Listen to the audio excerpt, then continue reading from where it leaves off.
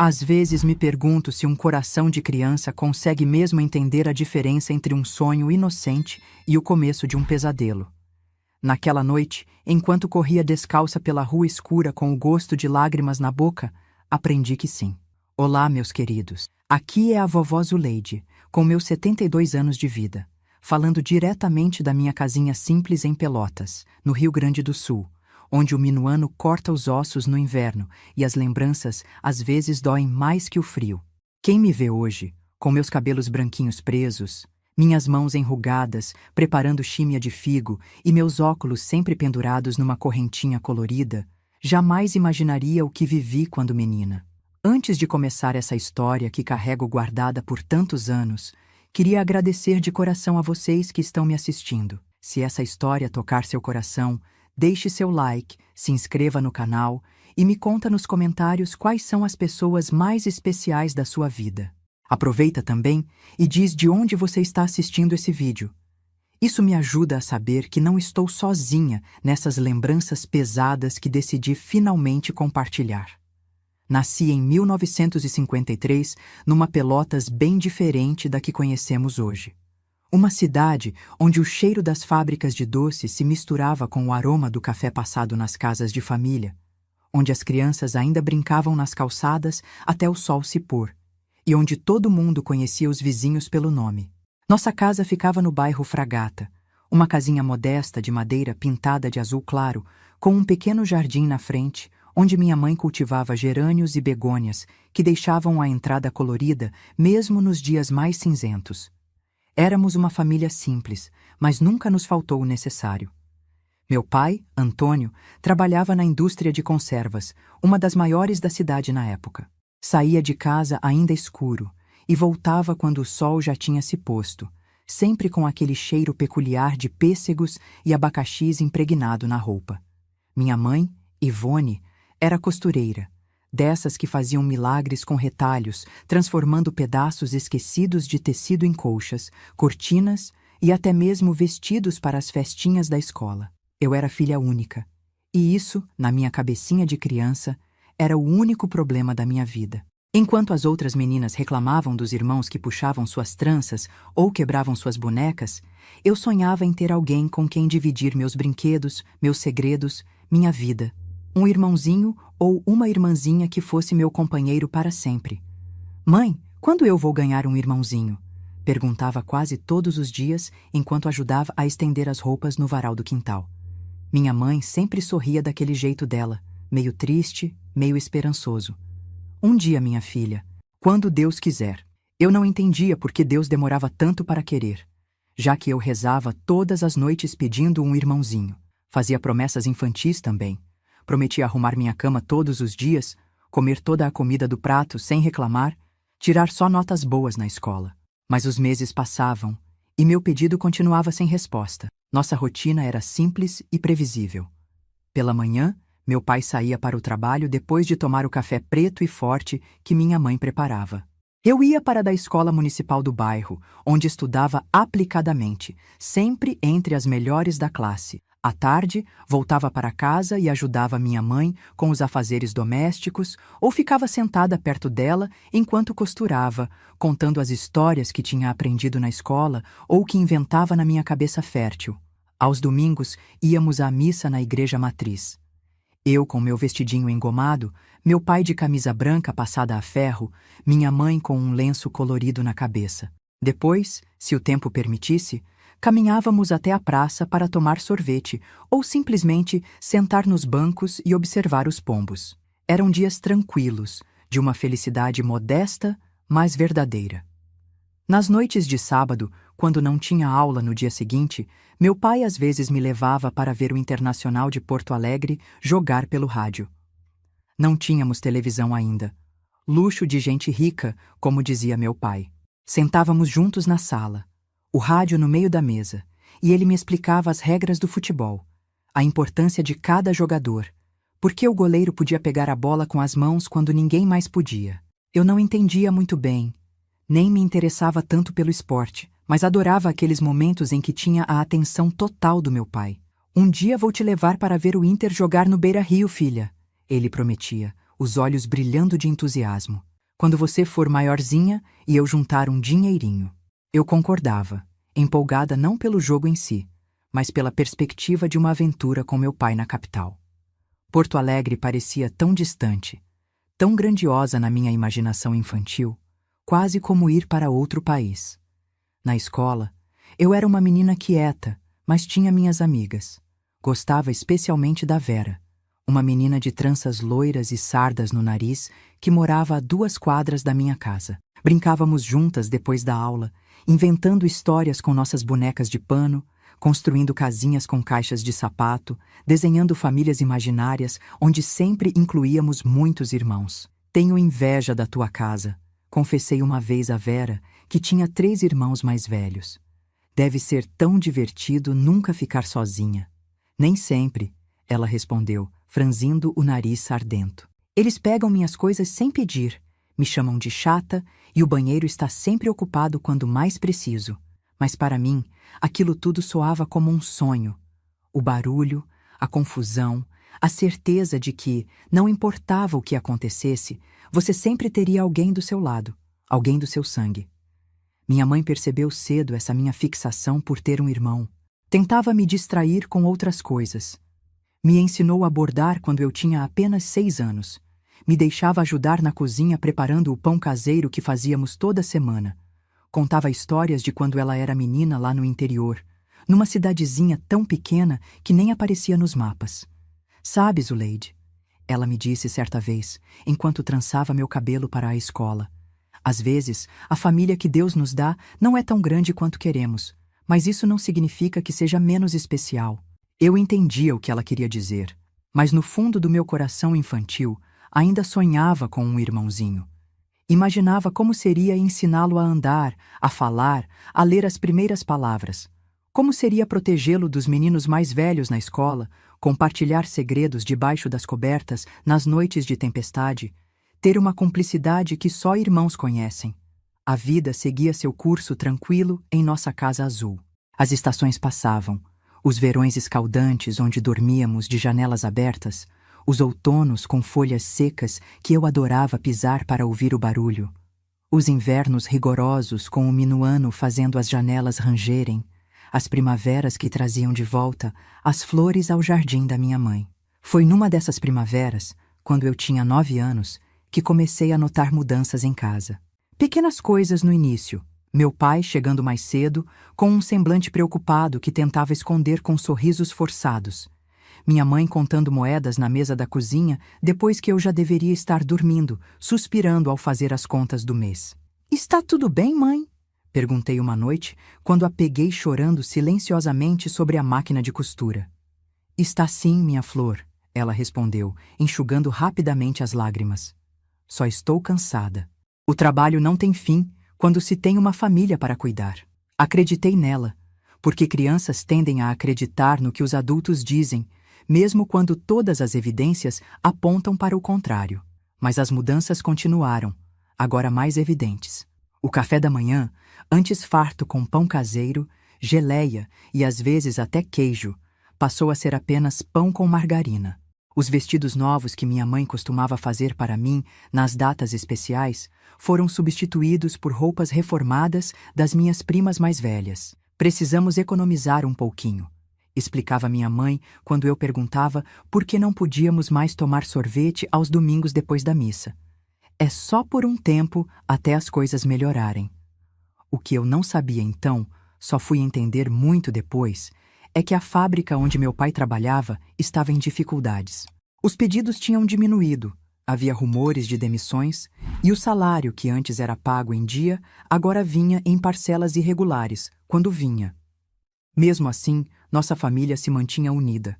Meu pai, apesar da preocupação crescente, ainda encontrava tempo para me ajudar com a lição de matemática, a matéria que eu mais detestava. Minha mãe, sempre habilidosa, transformava as necessidades em brincadeiras, me ensinou a fazer bonecas de pano com retalhos, a preparar sopa com o que tivesse na despensa, a apreciar as coisas simples que não custavam nada. "Veja só que lindo", ela dizia, me chamando para a janela quando o sol se punha, pintando o céu de rosa e laranja. Nem o homem mais rico do mundo pode comprar uma vista como essa. Foi numa dessas noites, olhando o céu com minha mãe na janela de nossa cozinha, que notei algo diferente nela. Um brilho especial nos olhos, uma mão que inconscientemente pousava sobre a barriga, um sorriso que parecia guardar um segredo. Mãe, perguntei, o coração acelerando com uma suspeita súbita. Você está diferente hoje. Ela me olhou por um longo momento, como se decidisse se eu já era grande o suficiente para saber. Então se ajoelhou na minha frente, pegou minhas mãos entre as suas e disse as palavras que eu esperara ouvir por toda a minha curta vida. Zuleide, minha filha, você vai ter um irmãozinho ou uma irmãzinha. Tem um bebê crescendo aqui dentro. E levou minha mão até sua barriga ainda plana. A alegria que senti naquele momento é indescritível. Foi como se todas as luzes do mundo tivessem se acendido ao mesmo tempo dentro do meu peito. Pulei, gritei, abracei minha mãe com toda a força que meus bracinhos magros conseguiam reunir. Meu sonho estava se realizando. Finalmente teria meu irmãozinho. Quando ele vai nascer? É menino ou menina? Posso escolher o nome? Onde ele vai dormir? Posso ajudar a cuidar dele? As perguntas saíam em disparada, sem dar tempo para minha mãe responder. Ela ria, emocionada com meu entusiasmo. Calma, minha flor. O bebê só vai nascer daqui a muitos meses. E ainda não sabemos se é menino ou menina. Vamos descobrir juntas, está bem? Naquela noite, não consegui dormir direito. Minha cabeça fervilhava de planos para o bebê. Imaginava como seria segurá-lo nos braços pela primeira vez, como ensinaria todas as coisas importantes que já tinha aprendido nos meus 9 anos de vida, como seria a melhor irmã mais velha do mundo. Até comecei a fazer uma lista dos nomes que achava bonitos para sugerir à minha mãe. Na manhã seguinte, quando meu pai se sentou para o café antes de sair para o trabalho, mal podia conter minha excitação. Ele ainda não sabia da novidade. Minha mãe tinha me contado primeiro nosso pequeno segredo de mulheres. Mas agora era hora de compartilhar com ele. Pai, adivinha só, a mãe vai ter um bebê, vou ter um irmãozinho, exclamei, assim que ele se sentou à mesa. O silêncio que se seguiu foi o primeiro sinal de que nem tudo seria tão perfeito quanto eu imaginava. Meu pai congelou com a xícara de café a meio caminho da boca. Seu rosto, normalmente afetuoso, endureceu numa expressão que nunca tinha visto antes. O quê? Ele perguntou, olhando para minha mãe que estava parada junto ao fogão, pálida como a farinha que usávamos para fazer pão. É verdade, Antônio, ela confirmou, a voz quase um sussurro. Estou grávida, de quase 2 meses. A xícara voltou à mesa com um baque seco. Como isso foi acontecer logo agora, Ivone? Logo agora? Não entendi por que meu pai não estava feliz. Na minha cabeça infantil, um bebê era sempre motivo de alegria. Não percebi então o peso das palavras logo agora. Nem compreendi o olhar angustiado que minha mãe me lançou. Zuleide, minha filha, vai escovar os dentes para irmos à escola. Ela disse tentando soar normal, mas eu podia sentir a tensão em sua voz. Mas mãe, quero ficar e falar sobre o bebê. Agora, Zuleide, ela insistiu, com uma firmeza rara. Não quero que você se atrase. Saí da cozinha contrariada, mas não fui para o banheiro. Fiquei no corredor, escondida, tentando ouvir a conversa dos meus pais. As vozes eram baixas, tensas, palavras entrecortadas que eu mal conseguia distinguir. Sem dinheiro nem para nós 3. Não foi planejado, mas aconteceu. Como vamos fazer agora que a fábrica... Fragmentos que não faziam sentido para mim na época, mas que plantaram a primeira semente de preocupação no meu coração antes tão alegre. Percebi, mesmo sem entender completamente, que o bebê que para mim era um sonho realizado, para meu pai, representava um problema. Um problema em um momento que, pelo visto, já era difícil. Naquela manhã, fui para uma escola com a cabeça confusa, dividida entre a alegria de finalmente ter um irmão e a preocupação com a reação do meu pai. Sentada na carteira, enquanto a professora explicava sobre os rios do Brasil, eu sonhava acordada, imaginando como seria nossa família com o novo integrante. Na minha fantasia, meu pai acabaria aceitando a ideia, Ficaria tão feliz quanto eu quando o bebê nascesse, e viveríamos todos felizes como nas histórias que minha mãe me contava antes de dormir. Mal sabia eu que a realidade seria muito diferente da minha imaginação infantil. Que aquela manhã marcava não apenas o anúncio de uma nova vida, mas também o início do fim da família que eu conhecia. Que o sonho pelo qual tanto rezei se transformaria no pesadelo que me perseguiria por décadas. Mas isso, meus queridos, é uma parte da história que vou contar para vocês no próximo trecho. Por enquanto, quero que guardem a imagem daquela menina de 9 anos, com trancinhas e meias até o joelho, sonhando com um irmãozinho enquanto desenha famílias felizes no caderno da escola. Uma menina que ainda acreditava que todos os sonhos, quando realizados, trazem apenas felicidade. E vocês, meus amores, lembram do primeiro momento em que perceberam que nem sempre os adultos ficam felizes com as coisas que deveriam trazer alegria? Me contem nos comentários, viu?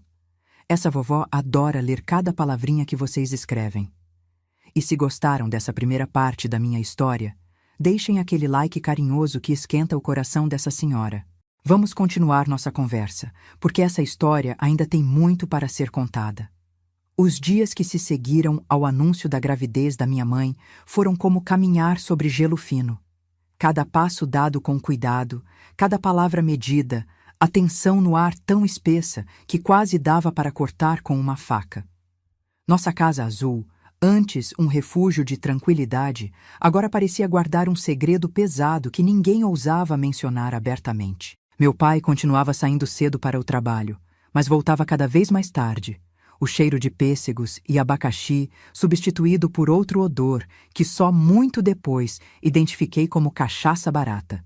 Minha mãe passava mais tempo na máquina de costura, aceitando encomendas extras, seus dedos frequentemente marcados por pequenos ferimentos onde a agulha escapava devido ao cansaço. Eu tentava manter o entusiasmo pelo bebê, desenhando berços e carrinhos no meu caderno da escola, guardando pedacinhos de tecido colorido que encontrava nas sobras da costura da minha mãe para fazer roupinhas de boneca que serviriam de treino para as roupas do meu irmãozinho. Mas era difícil sustentar aquela alegria sozinha, sem o apoio do meu pai, com minha mãe cada vez mais cansada e preocupada. Foi numa quarta-feira de junho de 1962, com o inverno gaúcho já mostrando suas garras, que meu pai chegou em casa mais cedo que o normal. O relógio da cozinha nem tinha marcado 5 horas quando ouvi o portão ranger. Corri para a janela estranhando, e vi meu pai caminhando pelo pequeno jardim da frente, os ombros caídos como se carregasse um peso invisível. "Mãe, o pai chegou!" avisei, correndo para a cozinha onde ela preparava o jantar.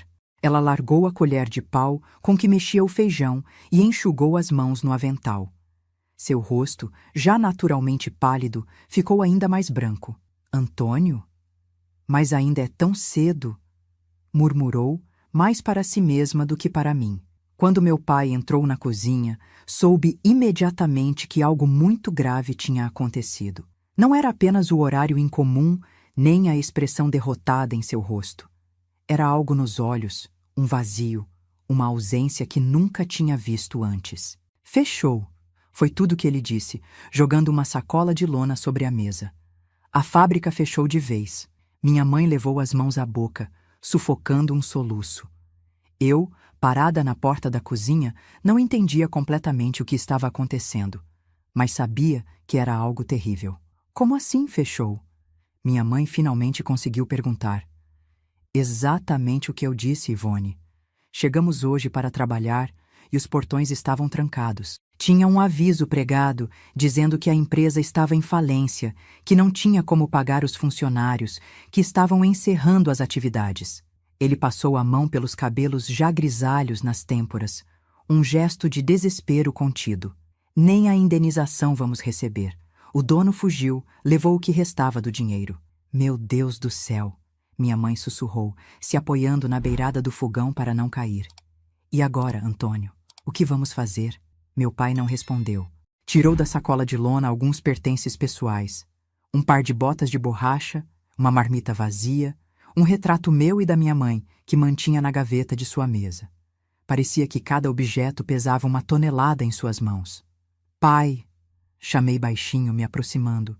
O que aconteceu? Você não vai mais trabalhar na fábrica? Ele me olhou como se tivesse esquecido que eu estava ali. Por um momento, vi um lampejo do pai carinhoso de sempre em seus olhos, mas logo foi substituído por aquela ausência assustadora. Não, Zuleide. A fábrica acabou. Não tenho mais emprego. A palavra desemprego não significava muito para mim naquela idade. Imaginei que era como as férias escolares, um período sem obrigações que logo acabaria. Não conseguia dimensionar o desespero que via nos olhos dos meus pais. Nos dias seguintes, nossa rotina mudou drasticamente. Meu pai saía todas as manhãs, bem vestido, pasta debaixo do braço, em busca de um novo emprego. Voltava à tarde, a camisa amarrotada, os ombros cada vez mais caídos, a pasta tão vazia quanto quando saíra. À noite, depois que eu ia para a cama, ouvia as vozes baixas dos meus pais na cozinha, discutindo números, prazos, possibilidades cada vez mais escassas. Nossa alimentação ficou ainda mais simples. O feijão, antes refogado com linguiça e bacon, agora era apenas feijão com sal. O arroz, que minha mãe gostava de preparar soltinho, gostoso, como ela dizia, passou a ser esticado com mais água para render mais.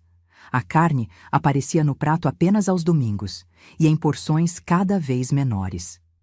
É só uma fase, minha mãe me garantia quando eu reclamava da comida repetitiva, do pão que já não era mais caseiro, mas o mais barato da padaria, comprado no fim do dia quando estava pela metade do preço. Logo seu pai encontra outro trabalho e voltamos a comer como antes. Mas as semanas se transformaram em meses e a situação só piorava. A barriga da minha mãe começou a crescer, tornando mais difícil para ela trabalhar na máquina de costura por longas horas. As dores nas costas, os pés inchados, o cansaço constante, tudo isso reduzia sua capacidade de aceitar encomendas justamente quando mais precisávamos da renda extra. O inverno de 1962 foi particularmente rigoroso em Pelotas. O minuano, aquele vento gelado que desce dos pampas, parecia encontrar todas as frestas da nossa casa de madeira. Dormíamos com várias cobertas, muitas delas remendadas. Eu usava meias para dormir, algo que nunca tinha precisado antes. O fogão a lenha da cozinha, nosso principal aquecimento, agora era aceso com parcimônia. Lenha também custava dinheiro. Uma noite, acordei com o barulho de algo sendo quebrado. Assustada, saí da cama e fui até a porta do meu quarto, abrindo apenas uma fresta para espiar o corredor. A luz da cozinha estava acesa e pude ouvir a voz do meu pai, mais alta que o normal. Como vamos sustentar outra criança, Ivone? Mal temos o que comer agora, e quando o bebê nascer? Fraldas, leite, médico, com que dinheiro? Fala baixo, Antônio, vai acordar a Zuleide, minha mãe implorava, a voz trêmula. Não é culpa do bebê. Claro que não é culpa dele. É nossa culpa. Minha culpa por não conseguir um maldito emprego, sua culpa por não ter tomado mais cuidado. Não fale assim, por favor. É nosso filho. Outro barulho de algo quebrando me fez recuar. Nunca tinha ouvido meu pai falar daquele jeito. Nunca o tinha visto tão furioso. Voltei para a cama, me enrolei nas cobertas e tapei os ouvidos para não ouvir mais, as lágrimas escorrendo silenciosamente pelo meu rosto. Na manhã seguinte, notei cacos de um prato varridos para um canto da cozinha, esperando para serem jogados fora. Minha mãe tinha um olhar distante enquanto preparava um mingau ralo para o café. Meu pai já tinha saído, aparentemente para mais um dia de busca infrutífera por trabalho. Mãe, perguntei hesitante, o pai não gosta do bebê? Ela se virou para mim, surpresa, talvez percebendo que eu tinha ouvido a discussão da noite anterior. Sentou-se ao meu lado na mesa e pegou minhas mãos entre as suas. Seu pai está assustado, minha flor. Adultos também sentem medo, sabia? Ele tem medo de não conseguir cuidar de todos nós como um pai deve cuidar. Mas o bebê não tem culpa, argumentei, repetindo o que tinha ouvido ela dizer. Não, não tem. Ninguém tem culpa. São as circunstâncias, Zuleide. Às vezes a vida nos coloca em situações difíceis para testar nossa força. Ela acariciou meu cabelo. Mas vai ficar tudo bem. Você vai ver. Somos uma família E famílias enfrentam as dificuldades juntas. Queria acreditar nela. Queria com todas as forças acreditar que tudo ficaria bem, que meu pai encontraria um emprego, que voltaríamos a ser a família feliz de antes, agora com um novo integrante. Mas o medo tinha se instalado em mim, como uma sombra fria que me seguia mesmo nos dias ensolarados. Na escola, minha professora notou a mudança. Eu, que sempre fora uma aluna participativa, agora estava quieta, distraída, às vezes com o caderno em branco no fim da aula. "Está tudo bem em casa, Zuleide?" Ela perguntou um dia, me chamando para conversar depois que todos tinham saído. Não soube o que responder. Em casa, minha mãe sempre dizia para não comentar nossas dificuldades com ninguém. Problemas de família se resolvem em família. Era seu lema. Mas a professora Olívia tinha olhos gentis e uma voz que inspirava confiança. "Meu pai perdeu o emprego", confessei finalmente. "E minha mãe vai ter um bebê. Estamos sem dinheiro." Ela assentiu, compreensiva. "Muitas famílias estão passando por dificuldades, Zuleide. A situação econômica do país não está fácil." Pegou algo em sua gaveta e me entregou. Um pequeno pacote embrulhado em papel pardo. "Isso é para você. Abra quando chegar em casa." Era um estojo de lápis de cor com 12 cores diferentes, muito mais bonito que o meu velho estojo de 6 lápis já gastos até quase o fim. Fiquei sem palavras diante do presente inesperado. "Obrigada, professora", murmurei, segurando o estojo contra o peito. "De nada, querida. E lembre-se, as nuvens mais escuras também passam. Sempre volta a brilhar o sol." Aquele pequeno gesto de bondade iluminou meu dia, mas a situação em casa continuava a deteriorar. Julho deu lugar a agosto, agosto a setembro, e meu pai continuava desempregado. As economias que meus pais tinham guardado, nunca muito substanciais, estavam no fim. Começamos a vender coisas. Primeiro, o rádio onde ouvíamos os jogos do Internacional. Depois, a máquina de costura da minha mãe, seu instrumento de trabalho, mas que agora ela mal conseguia usar com a barriga de 6 meses. A venda da máquina de costura foi especialmente dolorosa. Era uma Singer preta, daquelas com pedal de ferro, que tinha pertencido à minha avó materna. Minha mãe chorou quando o homem da loja de penhores a levou, mas não tínhamos escolha. O aluguel estava atrasado e o senhorio, antes compreensivo, começava a fazer ameaças de despejo. Com o dinheiro da máquina, pagamos 2 meses de aluguel atrasado e compramos alguma comida. Mas era uma solução temporária, como colocar um band-aid num corte profundo que precisava de pontos. Foi nessa época que meu pai começou a beber mais seriamente. Antes, tomava uma cerveja ocasional com os amigos nos fins de semana, ou um copo de vinho nas festas de família. Agora, voltava para casa cheirando a cachaça quase todos os dias. O dinheiro que deveria ser para a comida, para o aluguel, para as necessidades básicas, começava a ser desviado para a bebida. "Você está gastando com cachaça o pouco que temos?" Ouvi minha mãe questioná-lo uma noite, a voz embargada. "E o que você quer que eu faça, Ivone?" Ele respondeu, a fala já arrastada. "Que fique sóbrio para pensar o tempo todo que sou um fracasso? Que não consigo sustentar minha própria família? Que vou ter mais uma boca para alimentar e não tenho nem o que dar para a filha que já tenho?" "Beber não vai resolver nada, Antônio. Só vai piorar tudo. Pior do que está não fica." Ele riu, um riso amargo que me deu calafrios. "A não ser que você resolva ter gêmeos." A hostilidade do meu pai em relação ao bebê se tornava cada vez mais explícita. Ele evitava olhar para a barriga crescente da minha mãe. Saía da sala quando ela mencionava algo relacionado à gravidez. Ignorava completamente quando eu tentava incluí-lo nas minhas conversas animadas sobre o futuro irmãozinho. Outubro chegou, e com ele uma pequena esperança. Um amigo do meu pai conseguiu para ele um trabalho temporário, descarregando caminhões no porto. Não era nem de longe o trabalho qualificado que ele tinha na fábrica, e pagava muito menos, mas era alguma coisa. Pelo menos, teríamos o suficiente para comer até o final do ano. O trabalho era pesado para um homem de quase 40 anos que nunca tinha feito serviço braçal pesado.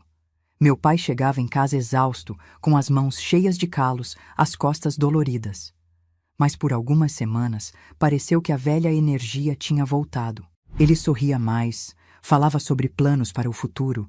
Até começou a perguntar se minha mãe precisava de algo especial para o bebê.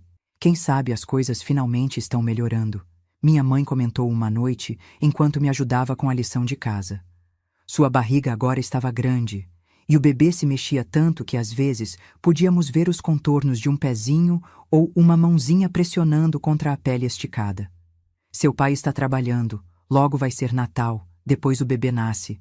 Talvez 1963 seja um ano melhor para todos nós. Eu queria acreditar nela. De verdade queria. Mas algo dentro de mim, uma intuição que nem sabia que possuía, me dizia que a tempestade ainda não tinha passado completamente. E estava certa. Na primeira semana de novembro, 2 meses antes da data prevista para o nascimento do bebê, meu pai chegou em casa mais cedo que o normal. Não era como daquela vez quando a fábrica fechou. Agora ele não parecia derrotado, parecia furioso. Acabou, anunciou, jogando a sacola de lona no chão da cozinha. O carregamento especial terminou. Não precisam mais de gente extra. O trabalho temporário tinha acabado, exatamente como o nome sugeria. Estávamos de volta à estaca zero, com a diferença que agora o nascimento do bebê estava ainda mais próximo. O inverno tinha dado lugar a uma primavera quente e abafada que tornava a gravidez da minha mãe ainda mais desconfortável, e nossas reservas financeiras estavam completamente esgotadas. Naquela noite, meu pai não voltou para casa depois do jantar. Saiu dizendo que ia procurar os amigos, ver se alguém sabia de algum trabalho. Minha mãe não disse nada, apenas ficou olhando pela janela enquanto ele se afastava pela rua mal iluminada. "Ele vai voltar, mãe?" perguntei preocupada com a expressão no rosto dela. "Vai, minha flor, seu pai só precisa de um tempo para pensar." Ela tentou sorrir, mas não conseguiu. "Vamos aproveitar para fazer algo divertido, só nós duas. Que tal me ajudar a escolher nomes para o bebê?" Passamos a noite fazendo listas de nomes. Daniel ou Mateus se fosse menino, Ana ou Luísa se fosse menina. Desenhamos como imaginávamos que seria o rostinho do bebê. Conversamos sobre como eu seria a melhor irmã mais velha do mundo. Por algumas horas, conseguimos esquecer nossas preocupações, vivendo naquele mundo de expectativas e sonhos que só uma nova vida pode criar. Meu pai voltou tarde, muito tarde. Eu já estava na cama, mas não conseguia dormir. Ouvi a porta da frente se abrir com dificuldade, passos pesados e incertos no corredor, o barulho de algo caindo, provavelmente ele mesmo, tropeçando nos próprios pés. Depois, vozes. A da minha mãe, baixa, controlada, provavelmente tentando não me acordar. A dele, alta, arrastada, sem o mesmo cuidado. "Não pode continuar assim, Antônio. Pense na Zuleide, pense no bebê." O bebê, sempre o maldito bebê. Você não fala de outra coisa." O tom da discussão foi aumentando. Palavras que nunca tinha ouvido meu pai dizer. Acusações, recriminações. A voz da minha mãe, cada vez mais angustiada, tentando acalmá-lo, tentando fazer com que ele baixasse o tom. Então, o som que mudaria tudo. O inconfundível ruído de um tapa, seguido do grito abafado da minha mãe. Saltei da cama, o coração disparado. Corri para a porta do quarto, abri uma fresta, olhei para o corredor. A luz da cozinha estava acesa, projetando sombras alongadas nas paredes. O que vi a seguir ficaria gravado para sempre na minha memória, como uma cicatriz que nunca desaparece completamente. Meu pai, aquele homem que um dia tinha sido gentil e amoroso, agora transformado pelo álcool e pelo desespero, erguendo a mão contra minha mãe grávida de 7 meses. "Nunca deveríamos ter tido esse bebê", ele gritava fora de si. "É um peso que não podemos carregar." Minha mãe, caída no chão da cozinha, uma mão no rosto onde tinha levado o tapa, a outra protegendo instintivamente a barriga. "Por favor, Antônio, pense no que está dizendo." "Estou cansado de pensar, cansado de me preocupar. Se não fosse por essa criança, poderíamos recomeçar, ir para Porto Alegre, para São Paulo, para qualquer lugar onde eu pudesse encontrar trabalho. O bebê não tem culpa. O bebê nem deveria existir."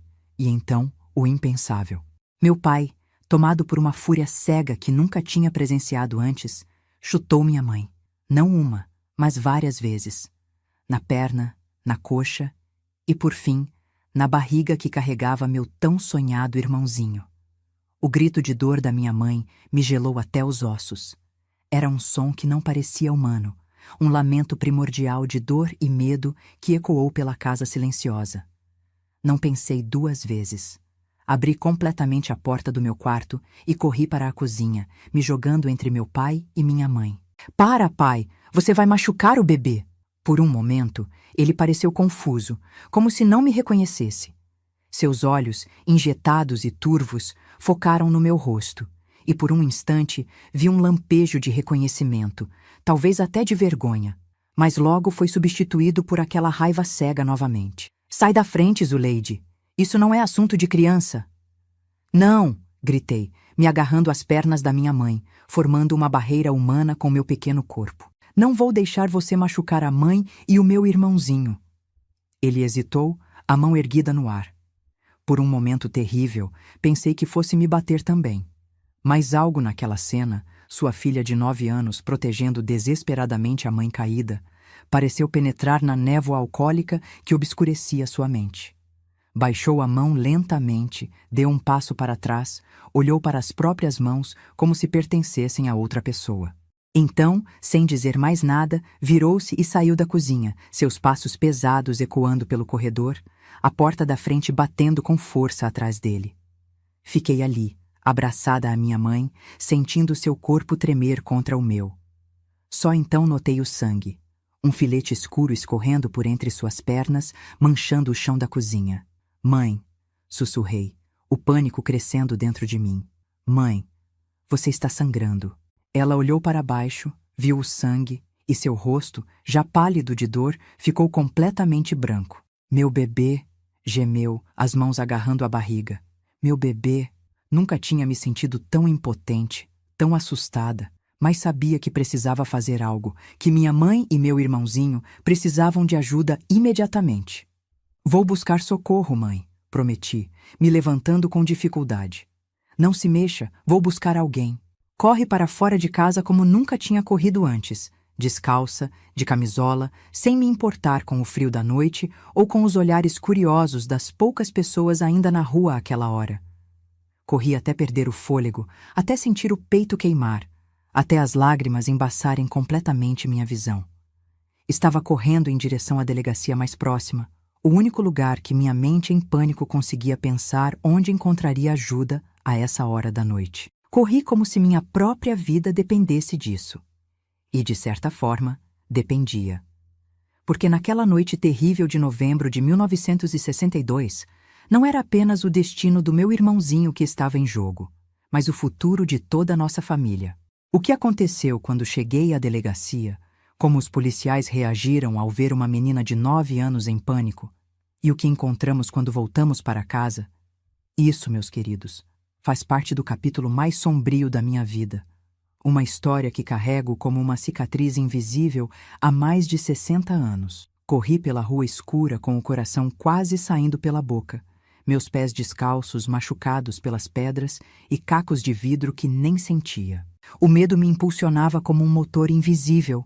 Medo de perder minha mãe, medo de perder o irmãozinho que nem tinha chegado ao mundo, medo do que meu pai poderia fazer se voltasse antes de eu conseguir ajuda. A delegacia ficava a 8 quadras da nossa casa, no centro de Pelotas. Naquela época, não era um prédio imponente como são hoje, mas uma casa antiga adaptada, com uma placa desbotada e uma única viatura estacionada na frente. A luz amarelada que saía pelas janelas foi a coisa mais reconfortante que vi naquela noite terrível. Entrei tropeçando, ofegante, as lágrimas misturadas ao suor no meu rosto. 2 homens estavam lá dentro. Um deles, mais jovem, fardado, sentado atrás de uma escrivaninha velha, preenchendo algum papel. O outro, mais velho, com bigode grisalho e olheiras profundas, estava de pé ao lado de um arquivo de metal. Quando me viram, uma menina de 9 anos, de camisola, descalça, com o rosto contorcido de pavor, congelaram por um instante. Minha mãe, consegui dizer entre soluços desesperados. Meu pai bateu nela. Ela tá grávida. Tem sangue. O policial mais velho reagiu primeiro. Não fez perguntas, não perdeu tempo com formalidades. Simplesmente pegou o cap, colocou na cabeça e veio até mim. Onde vocês moram, menina? Dei o endereço entre soluços entrecortados, tentando explicar ao mesmo tempo o que tinha acontecido, as palavras se atropelando na minha boca. Calma, ele disse, colocando uma mão pesada no meu ombro. Vamos buscar sua mãe. Jorge, chama a ambulância e manda encontrar a gente lá. O policial mais jovem pegou o telefone e começou a discar enquanto o outro me conduzia para fora em direção à viatura. Abriu a porta para mim e me ajudou a subir no banco da frente. Eu nunca tinha andado num carro de polícia antes. Em outras circunstâncias, teria ficado fascinada. Naquele momento, só conseguia pensar em voltar para casa o mais rápido possível. O trajeto que tinha me parecido interminável quando vim correndo foi percorrido em minutos na viatura. As ruas desertas de Pelotas passavam como um borrão pelas janelas, as luzes dos postes criando estranhos padrões de luz e sombra dentro do carro. Como é seu nome, menina? Perguntou o policial, enquanto dirigia mais rápido que o permitido. Zuleide, respondi, a voz ainda tremendo. E o da sua mãe? Ivone. Seu pai tem armas em casa, Zuleide? A pergunta me pegou de surpresa. Nunca tinha pensado nisso. Não. Acho que não. Quando ele bate na sua mãe, ele usa alguma coisa? Cinto, vara, pedaço de pau? Ele nunca tinha batido nela antes, murmurei, percebendo naquele momento que era verdade. Por mais difíceis que as coisas tivessem ficado nos últimos meses, por mais que a bebida tivesse mudado meu pai, aquela noite representava uma linha que ele nunca tinha cruzado antes. Foi só hoje, ele tá muito brabo por causa do bebê. O policial assentiu, os olhos fixos na estrada. Entendo. E ele ainda estava lá quando você saiu? Não. Ele saiu depois que... Não consegui terminar a frase. A imagem do sangue escorrendo pelas pernas da minha mãe voltou com força total. Tudo bem, menina. Já estamos chegando. E estávamos mesmo. Reconheci nossa rua, nossa casa azul com um pequeno jardim na frente. A porta da frente estava entreaberta, exatamente como eu a tinha deixado na minha fuga desesperada. A luz da cozinha ainda estava acesa, um farol amarelado na noite escura. O policial parou a viatura em frente à casa e se virou para mim. Fique aqui dentro, Zuleide. Vou ver como sua mãe está, mas eu quero ir junto. Protestei, já com a mão na maçaneta. É melhor você ficar no carro. Prometo que venho te buscar assim que for seguro. Relutante, obedeci. Pela janela da viatura, observei o policial se aproximar cautelosamente da porta entreaberta, a mão no coldre da arma, pronto para qualquer situação. Desapareceu dentro de casa, e os segundos que se seguiram foram os mais longos da minha vida. Então, de repente, ele reapareceu na porta, acenando urgentemente. Não para mim, mas para alguém que eu não podia ver da minha posição. Só então notei que uma ambulância tinha chegado. Nem tinha ouvido a sirene. Tão concentrada estava na nossa casa, tão mergulhada no meu próprio medo. 2 homens de branco desceram correndo da ambulância, carregando uma maca. Entraram na casa e minutos depois reapareceram carregando minha mãe. Mesmo à distância, pude ver como ela estava pálida, quase transparente sob a luz fraca dos postes da rua. Sua camisola, antes branca, estava manchada de vermelho escuro na parte de baixo. Não consegui mais ficar no carro. Abri a porta e corri em direção à maca, ignorando o aviso do policial. "Mãe!" gritei, tentando alcançá-la. Um dos homens de branco me impediu, segurando meus ombros com firmeza, mas não com brutalidade. "Calma, pequena. Sua mãe precisa ir para o hospital agora. Ela perdeu muito sangue. Meu irmãozinho..." Solucei, olhando para a barriga da minha mãe. O bebê... O homem trocou um olhar com seu colega. Um olhar que mesmo aos 9 anos entendi perfeitamente. Era o tipo de olhar que adultos trocam quando têm más notícias que não sabem como dar a uma criança. "Vamos fazer tudo o que pudermos", foi o que ele disse, mas sua voz não carregava muita esperança. Colocaram minha mãe na ambulância. Eu queria ir junto, implorei para ir, mas o policial mais velho me segurou. "Você não pode ir na ambulância, Zuleide, mas vou te levar para o hospital logo depois. Antes preciso saber onde está seu pai. Eu não sei, respondi, vendo a ambulância se afastar, levando minha mãe. Ele saiu depois que bateu nela. Vamos entrar e pegar algumas roupas para você. Não pode ficar só de camisola.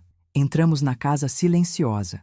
A cozinha ainda mostrava os sinais da violência recente. Uma cadeira virada, uma mancha escura no chão de madeira, o pano que minha mãe usava para limpar a louça encharcado de sangue.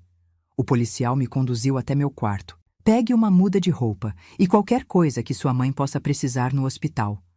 Vou dar uma olhada pela casa para ter certeza que seu pai não voltou. Troquei a camisola por um vestido simples, coloquei um casaco por cima porque a noite estava fria e calcei meus únicos sapatos. Não sabia o que minha mãe poderia precisar no hospital. Então, peguei sua escova de cabelo, o pequeno frasco de perfume que usava apenas em ocasiões especiais e a aliança de casamento que tinha deixado na pia do banheiro antes de lavar louça, e que agora parecia um símbolo amargo de uma promessa quebrada. Quando voltei para a sala, o policial estava ao telefone falando em voz baixa. Desligou assim que me viu. Pronta, vamos para o hospital. No caminho, tentei perguntar sobre minha mãe, sobre o bebê, mas o policial tinha poucas respostas. Disse apenas que os médicos fariam tudo o possível, que minha mãe estava em boas mãos, que eu precisava ser forte. O Hospital Beneficência Portuguesa era o principal de Pelotas naquela época. Um prédio grande e antigo, com corredores amplos e um cheiro peculiar de desinfetante que nunca esqueci.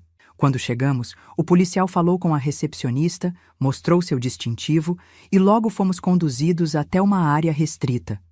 Um médico veio nos encontrar.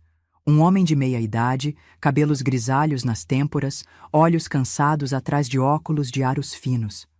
Falou primeiro com o policial, em voz baixa, lançando olhares ocasionais na minha direção. Não consegui ouvir tudo, mas captei palavras como hemorragia, grave e emergência. Finalmente, o médico se abaixou para falar comigo, tentando usar palavras que uma criança pudesse entender. Zuleide, sua mãe está muito machucada por dentro. Estamos fazendo uma cirurgia para tentar ajudá-la. Você vai precisar esperar aqui com o sargento Oliveira, está bem? E o bebê? Perguntei, a voz quase sumindo. Meu irmãozinho? O médico hesitou, olhou para o policial como buscando ajuda, então voltou a me encarar. O bebê. Não conseguimos salvar Zuleide. Sinto muito. O mundo pareceu desmoronar ao meu redor. Meu irmãozinho, aquele que eu tanto sonhara, pelo qual tinha rezado todas as noites, estava morto. Morto antes mesmo de nascer, antes que eu pudesse segurá-lo nos braços, antes que pudesse lhe ensinar todas as coisas que uma irmã mais velha deveria ensinar. Não me lembro de ter chorado naquele momento. Era como se a dor fosse grande demais para lágrimas, como se tivesse secado algo dentro de mim. Sentei-me numa cadeira dura no corredor do hospital, as mãos no colo, olhando fixamente para a parede à minha frente sem realmente vê-la. O sargento Oliveira, agora sabia seu nome, sentou-se ao meu lado. Não disse nada por um longo tempo, apenas ficou ali, uma presença sólida e reconfortante no meio do caos que minha vida tinha se tornado. Meu pai matou meu irmãozinho. Finalmente consegui dizer, as palavras saindo como pedras afiadas da minha garganta. O sargento não tentou contradizer. Não ofereceu aquelas frases feitas que adultos costumam usar para proteger crianças da verdade dura. Apenas assentiu gravemente. Ele vai pagar por isso, Zuleide. Prometo a você. Não sei quanto tempo ficamos ali, sentados naquele corredor assustadoramente branco e asséptico. Minutos ou horas não faria diferença. O tempo tinha perdido o significado. Em algum momento, adormeci. Exausta pelo turbilhão emocional, pela corrida desesperada, pelo terror daquela noite sem fim. Acordei com o sargento Oliveira gentilmente sacudindo meu ombro. O sol já estava nascendo, raios dourados entrando pelas janelas altas do hospital, criando padrões no piso de ladrilhos. O médico quer falar com a gente, ele disse, o rosto sério, mas não sombrio. Sua mãe saiu da cirurgia. O mesmo médico de antes nos encontrou numa pequena sala de espera. Parecia ainda mais cansado, como se tivesse envelhecido anos em uma única noite. Conseguimos estancar a hemorragia, ele explicou, falando mais comigo do que com o sargento agora. Sua mãe perdeu muito sangue, mas é uma mulher forte. Vai sobreviver. Posso vê-la? Perguntei, a primeira faísca de esperança acendendo no meio da escuridão.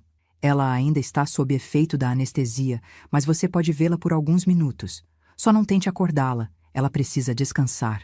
Seguimos o médico por um corredor, depois outro, até uma área com várias camas separadas por cortinas. Minha mãe estava na última, perto da janela. Quando a vi, tive que segurar um soluço. Estava tão pálida, tão frágil, ligada a tubos e aparelhos que apitavam ritmicamente. Sua barriga, antes redonda e cheia de vida, agora estava menor, coberta por um curativo grande e branco. Aproximei-me cautelosamente, com medo de machucá-la ainda mais só de olhar. Peguei sua mão, fria, mas ainda viva. Queria dizer tantas coisas, pedir desculpas por não ter conseguido proteger ela e o bebê, prometer que ficaríamos bem de alguma forma. Mas as palavras ficaram presas na garganta. 5 minutos, avisou o médico, deixando-nos a sós. Não sei se minha mãe podia me ouvir naquele estado, mas falei mesmo assim, em sussurros entrecortados por soluços que finalmente vieram. Eu sinto muito, mãe. Sinto muito pelo bebê. Mas você vai ficar boa, vai ver. Nós vamos ficar bem. Quando o médico voltou para nos buscar, soltei relutantemente a mão da minha mãe e o segui de volta ao corredor, onde o sargento Oliveira aguardava.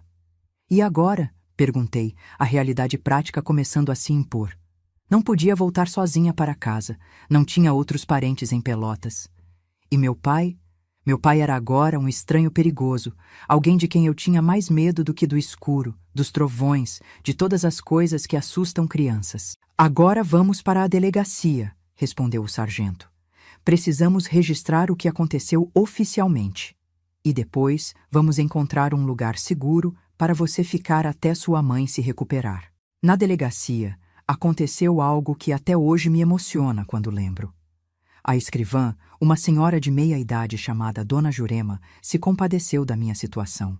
Enquanto os policiais faziam a papelada, ela me levou para uma salinha dos fundos, me deu chocolate quente e pão com manteiga, penteou meus cabelos desgrenhados e encontrou meias limpas para meus pés machucados de tanto correr descalça. Você foi muito corajosa, menina, ela disse, passando um remédio que ardia nas feridas dos meus pés. Salvou a vida da sua mãe. Não me sentia corajosa. Me sentia pequena, impotente, destroçada. Mas suas palavras plantaram uma sementinha de força em mim. Uma sementinha que levaria anos para germinar completamente. O sargento Oliveira entrou na salinha com notícias. Encontramos seu pai, Zuleide. Ele estava num bar perto do porto, bêbado demais para sequer ficar de pé. Ele vai preso?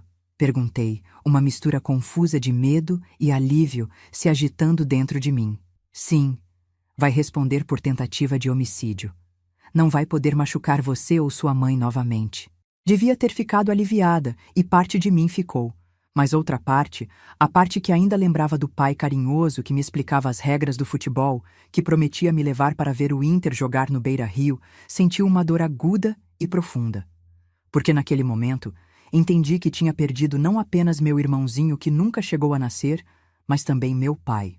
O homem que seria levado para a prisão não era mais o pai que eu conhecia e amava. Era um estranho criado pela bebida, pelo desespero, pela raiva. Quanto à sua situação imediata, continuou o sargento, Dona Jurema se ofereceu para acolher você em sua casa até sua mãe receber alta do hospital. Ela mora perto daqui, tem uma filha pouco mais velha que você. Seria por pouco tempo, 1 ou 2 semanas no máximo. Olhei para Dona Jurema, que sorriu gentilmente para mim. Não era uma desconhecida completa depois de suas gentilezas, mas ainda assim, a ideia de ir para a casa de alguém que mal conhecia me assustava. Por outro lado, quais eram as alternativas? Um abrigo para menores? Ficar sozinha na delegacia? Posso visitar minha mãe no hospital? Perguntei, essa sendo minha maior preocupação. Todos os dias, garantiu Dona Jurema. Eu mesma te levo. E assim foi decidido.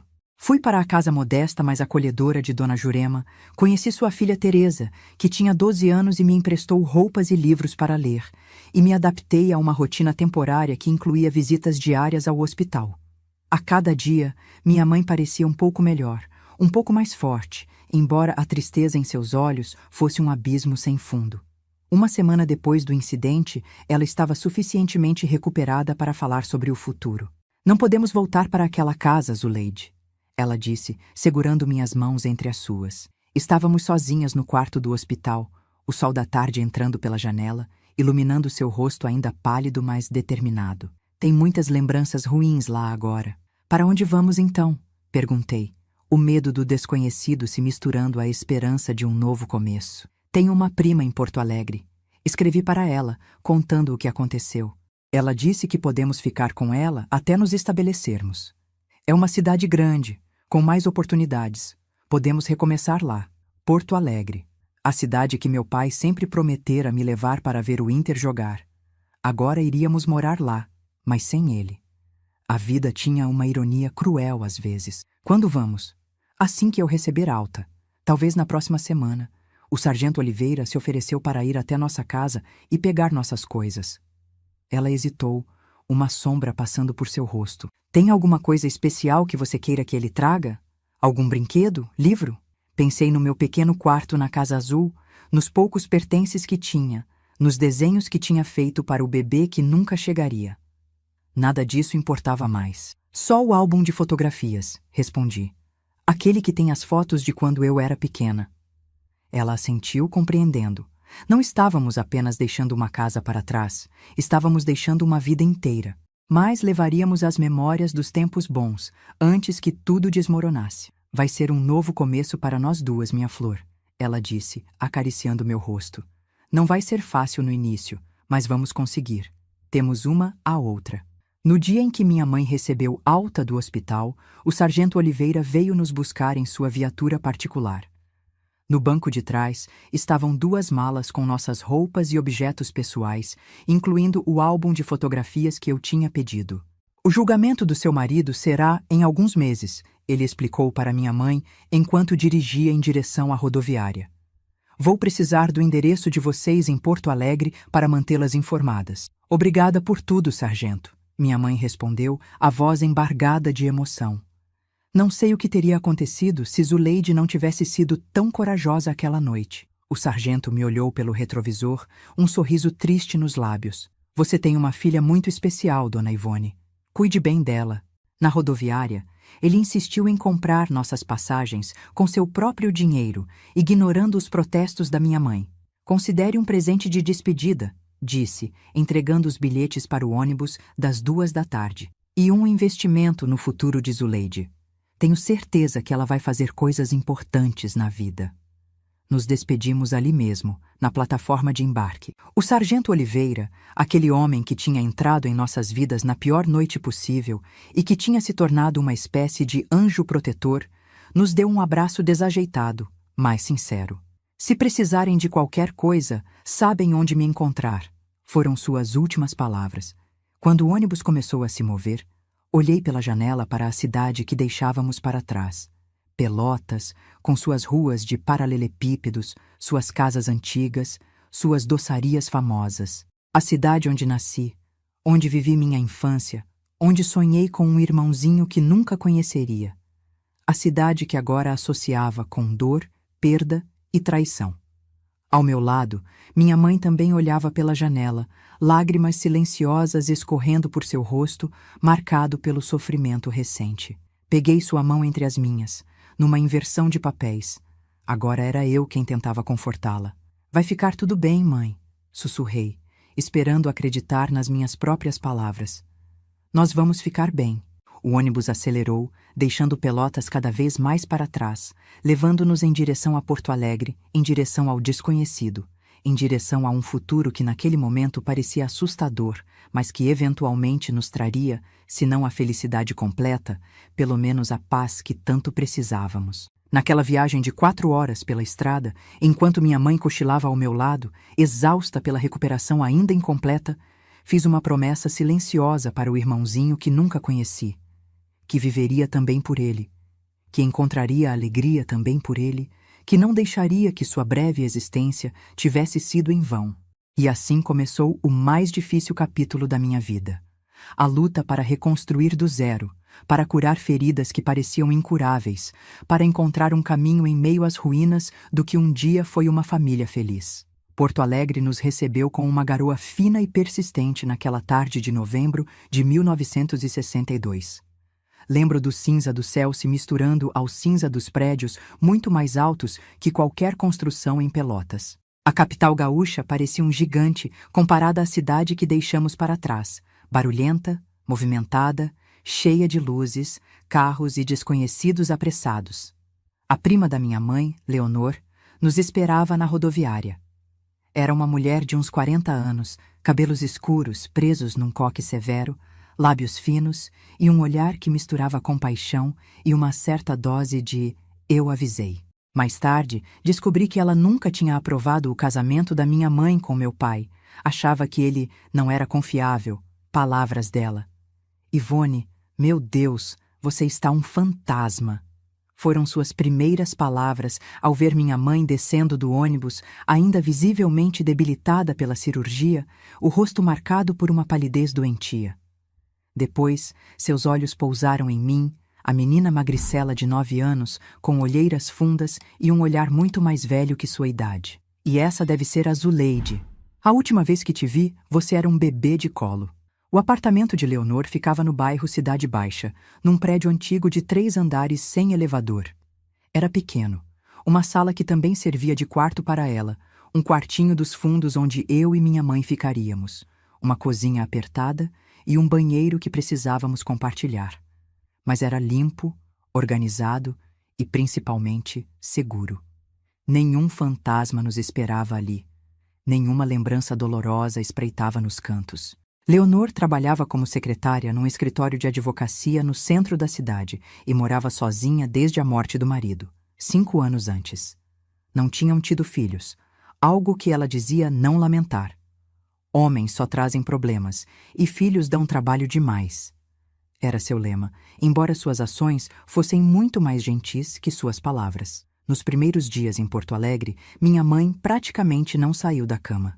A recuperação física da cirurgia, somada ao trauma emocional da perda do bebê e da violência sofrida, tinha drenado todas as suas forças. Eu passava horas sentada ao lado dela, contando histórias que inventava, descrevendo o que via pela janela do apartamento, tentando de alguma forma preencher o silêncio pesado que tinha se instalado entre nós. Leonor assumiu todos os cuidados práticos. Comprava comida, preparava as refeições, até me ajudava com o banho e a escova dos dentes. À noite, quando achava que eu estava dormindo, eu a ouvia conversar em voz baixa com minha mãe, tentando animá-la. "Você precisa reagir, Ivone. Pela menina, se não por você mesma." "Eu sei, Leonor. Só preciso de mais alguns dias. O médico disse que você já pode começar a fazer atividades leves. Quem sabe uma caminhada no parque? Ar fresco faria bem para vocês duas." 2 semanas depois da nossa chegada, minha mãe finalmente começou a sair do quarto por períodos mais longos. Passava horas sentada na pequena varanda do apartamento, olhando para o movimento da rua lá embaixo, os olhos perdidos em pensamentos que não compartilhava com ninguém. Outras vezes, folheava os jornais que Leonor trazia do trabalho, procurando anúncios de emprego, fazendo pequenas anotações num caderninho. "Preciso encontrar trabalho logo", ela dizia. "Não podemos abusar da hospitalidade da Leonor para sempre." "Mas você ainda está se recuperando, mãe." "A vida não espera a gente se recuperar completamente, minha flor. Temos que seguir em frente mesmo com as feridas ainda abertas." A questão da escola também surgiu. Estávamos no final do ano letivo, faltavam apenas algumas semanas para as férias de verão. Não fazia sentido me matricular em uma escola nova por tão pouco tempo. Ficou decidido que eu terminaria o ano em casa, com Leonor e minha mãe me ajudando com as lições, e começaria numa escola próxima em março do ano seguinte. Essa decisão me deixou ao mesmo tempo aliviada e apreensiva. Aliviada porque a ideia de enfrentar uma escola nova, com crianças desconhecidas, me apavorava. Apreensiva porque significava passar ainda mais tempo confinada no pequeno apartamento, com poucas distrações além dos livros que Leonor às vezes trazia da biblioteca pública. Foi por causa desses livros, ironicamente, que tive meu primeiro colapso emocional desde o incidente. Leonor tinha trazido uma pilha de histórias infantis, achando que me ajudariam a passar o tempo. Entre eles, havia um sobre uma menina que ganhava um irmãozinho e aprendia a ser uma boa irmã mais velha. Exatamente o tipo de história que eu teria adorado meses antes. Quando vi a capa, com a ilustração de uma menina segurando um bebê nos braços, algo se quebrou dentro de mim.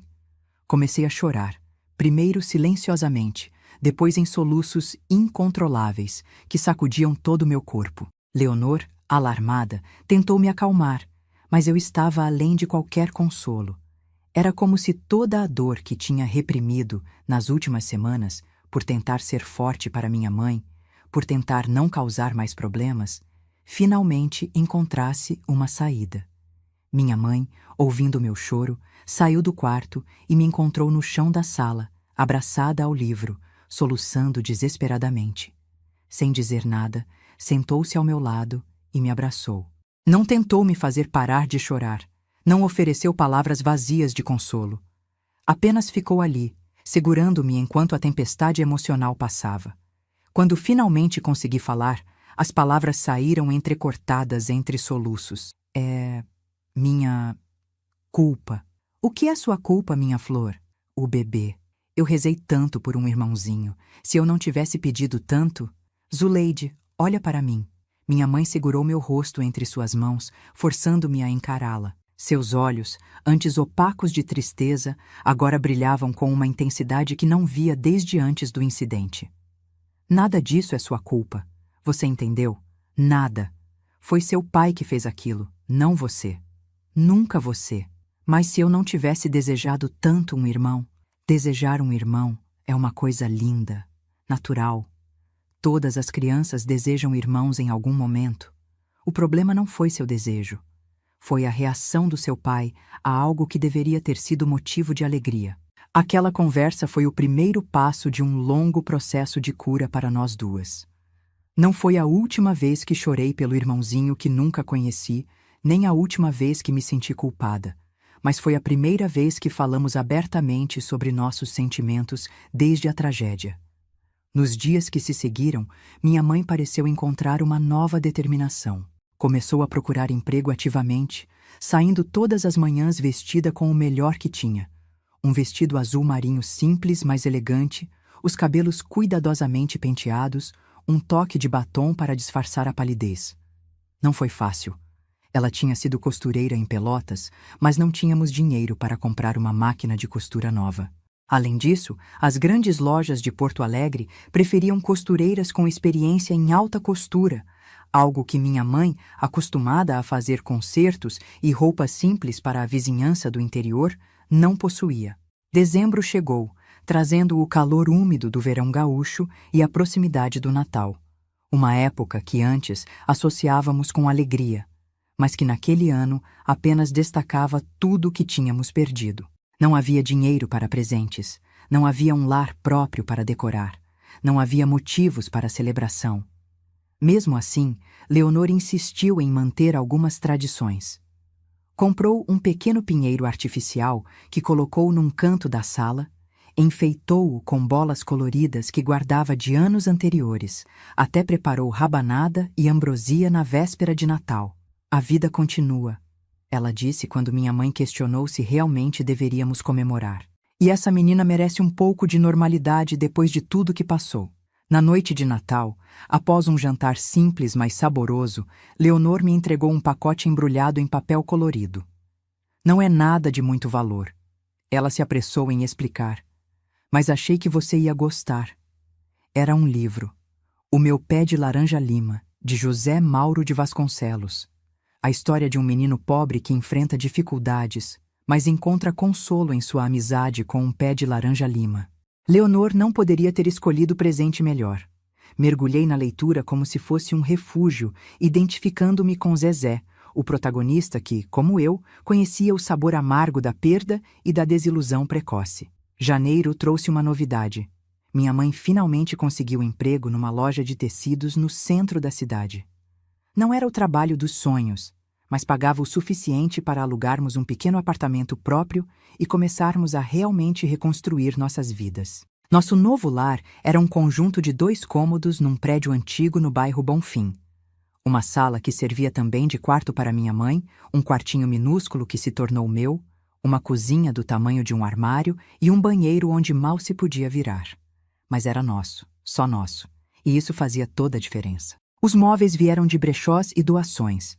Uma cama de solteiro para mim, um sofá-cama para minha mãe, uma mesa pequena com 2 cadeiras desemparelhadas, um fogão de 2 bocas, uma geladeira que fazia um barulho estranho, mas funcionava. Leonor nos deu pratos, talheres, panelas, coisas que tinha duplicadas ou que não usava mais. Não é muito, minha mãe disse na primeira noite em que dormimos ali, olhando ao redor do apartamento simples. Mas é um começo. Nosso começo. Março chegou e, com ele, meu primeiro dia de aula na nova escola. O grupo escolar Protásio Alves era maior que minha antiga escola em Pelotas, com mais alunos, mais barulho, mais de tudo. Entrei na sala do 4º ano primário com o coração na garganta, sentindo os olhares curiosos dos outros alunos me avaliando. A menina nova, com roupas simples demais, o olhar assustado de um animal acuado. A professora, Dona Helena, me apresentou à turma com gentileza. Esta é Zuleide, que veio de Pelotas para morar conosco em Porto Alegre. Espero que todos a façam se sentir bem-vinda. As primeiras semanas foram difíceis. Eu era naturalmente tímida, e as experiências recentes tinham me tornado ainda mais retraída. Sentava-me no fundo da sala, falava apenas quando perguntada diretamente. Passava os recreios sozinha, lendo meu amado O Meu Pé de Laranja-Lima, que já tinha decorado de tantas releituras. Foi Dona Helena quem notou meu isolamento e tomou a iniciativa de me ajudar a me integrar. Percebendo que eu tinha facilidade com redação, escrever histórias era meu escape, minha forma de processar tudo o que tinha acontecido, ela me pediu para ajudar outros alunos que tinham dificuldade com a matéria. Você tem um dom com as palavras, Zuleide, ela me disse. E compartilhar nossos dons é uma forma de fazer amigos. Lentamente, comecei a sair da minha concha. Primeiro ajudando Marta, uma menina de tranças loiras que tinha dificuldade em escrever composições. Depois, Paulo, um garoto sardento que gostava de futebol e me lembrava um pouco do meu pai nos tempos bons. Afastei esse pensamento rapidamente. Aos poucos, deixei de ser a menina nova para ser a Zuleide, que conta histórias legais e ajuda com as redações. Em casa, as coisas também melhoravam gradualmente. O trabalho na loja de tecidos não era ideal, mas permitia que minha mãe usasse seu conhecimento sobre costura para aconselhar clientes e, ocasionalmente, o dono permitia que ela fizesse pequenos serviços de costura nas horas vagas, o que gerava uma renda extra. Aos domingos, nosso único dia completamente livre, explorávamos a cidade. Conhecemos o Parque da Redenção, com seus lagos e monumentos, o mercado público, com suas bancas coloridas de frutas e verduras, o cais do porto, onde ficávamos observando os barcos e sonhando com viagens que sabíamos que nunca faríamos. Foi durante um desses passeios dominicais, quase um ano após nossa chegada a Porto Alegre, que minha mãe recebeu a notícia que mudaria novamente o rumo de nossas vidas. Estávamos voltando para casa quando encontramos Leonor, que vinha nos visitar. Recebi uma carta do Sargento Oliveira, ela disse, depois dos cumprimentos iniciais. Ele tem tentado contactar vocês, mas como mudaram de endereço? Meu coração acelerou. O Sargento Oliveira representava uma conexão com aquela noite terrível, com Pelotas, com tudo que tínhamos tentado deixar para trás. O que ele queria? Perguntou minha mãe, a voz tensa. O julgamento do Antônio foi concluído. Ele foi condenado a 12 anos de prisão por tentativa de homicídio e pelo que aconteceu com o bebê. Minha mãe fechou os olhos por um momento, absorvendo a informação. Quando os abriu novamente, havia uma mistura de alívio e tristeza neles. 12 anos, ela murmurou. Não traz nosso filho de volta, mas pelo menos ele não poderá fazer mal a mais ninguém por um bom tempo. Tem mais uma coisa, continuou Leonor, hesitante. Como parte da sentença, todos os bens dele foram confiscados para pagar indenização às vítimas. Isso inclui a casa em Pelotas. O juiz determinou que a casa seja vendida e o dinheiro entregue a você, Ivone, como representante legal da Zuleide, que também foi considerada vítima. A notícia caiu como uma bomba. Nossa casa azul em Pelotas, aquele lugar que tinha sido palco de tanta felicidade e depois de tanto horror, seria vendida. O dinheiro, não uma fortuna certamente, mas o suficiente para fazer diferença, viria para nós. O que vamos fazer com esse dinheiro, mãe? Perguntei naquela noite, enquanto ela preparava uma sopa simples para o jantar. Ela parou de mexer a panela, pensativa. Primeiro, vamos guardar uma parte para seus estudos, Zuleide. Quero que você tenha oportunidades que eu não tive. Depois... Ela hesitou, um pequeno sorriso se formando no canto dos lábios. Sempre sonhei em ter meu próprio ateliê de costura. Talvez seja a hora de transformar esse sonho em realidade. O dinheiro da venda da casa chegou 3 meses depois. Não era uma fortuna, como esperávamos, mas era o suficiente para um novo começo. Minha mãe, fiel à sua palavra, depositou parte num caderneta de poupança em meu nome, para a faculdade, ela dizia. Embora naquela época a ideia de frequentar uma universidade parecesse tão distante quanto viajar à Lua. Com o restante, ela alugou uma pequena sala comercial perto de casa e abriu o Ateliê Ivone, especializado em roupas sob medida e consertos finos. Comprou uma máquina de costura industrial usada, mas em bom estado, tecidos de qualidade, aviamentos variados. Mandou fazer cartões de visita simples que distribuía nas lojas da vizinhança. Os primeiros meses foram difíceis, com poucos clientes e muitas despesas. Mas minha mãe, que tinha aprendido na pior das maneiras a ser forte, não desistiu. Trabalhava até tarde. Aceitava qualquer serviço, por menor que fosse, caprichava em cada detalhe como se estivesse costurando para a primeira-dama. Aos poucos, o boca a boca começou a funcionar.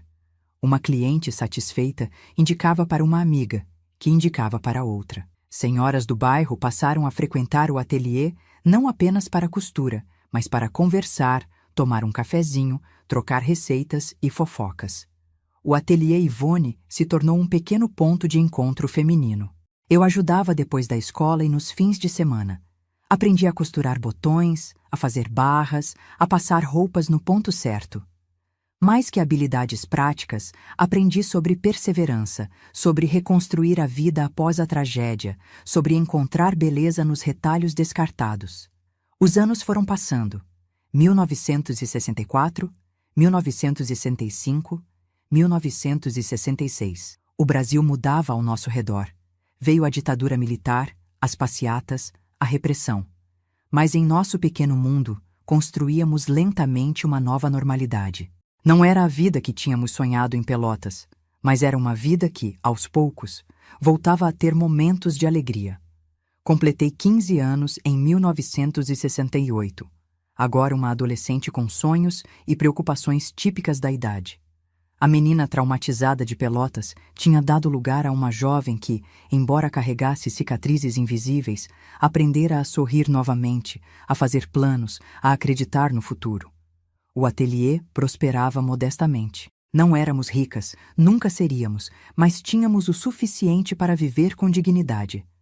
Mudamos para um apartamento maior, ainda no Bonfim, mas com 2 quartos verdadeiros, uma sala de estar separada, uma cozinha onde mais de uma pessoa podia se movimentar ao mesmo tempo.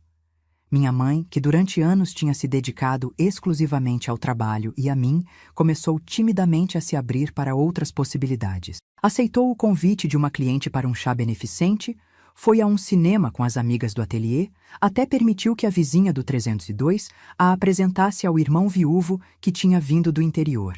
Não estou procurando um novo marido, ela me garantiu, notando meu olhar preocupado quando se arrumava para esse encontro.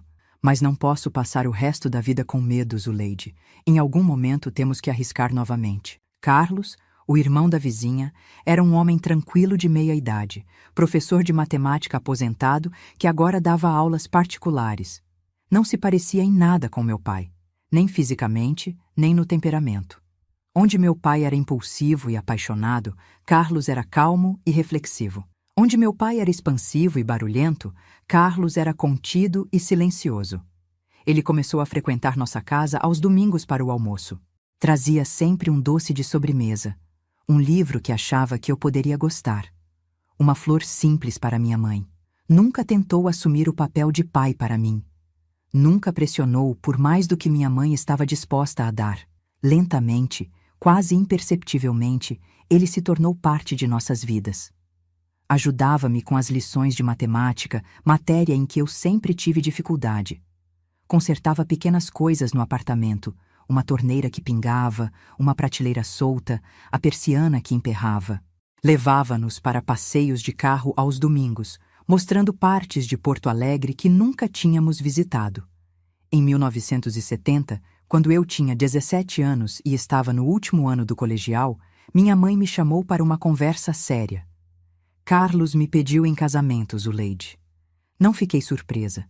Tinha visto o relacionamento deles evoluir ao longo dos últimos 2 anos, tinha notado o brilho que voltara aos olhos da minha mãe, a leveza que agora permeava seus movimentos. E o que você respondeu? Disse que precisava falar com você primeiro, que qualquer decisão desse tipo afetaria nós duas. Senti um nó na garganta, emocionada com sua consideração. Você o ama, mãe? Ela sorriu. Um sorriso genuíno que iluminou seu rosto de uma forma que eu não via desde antes da tragédia. Amo.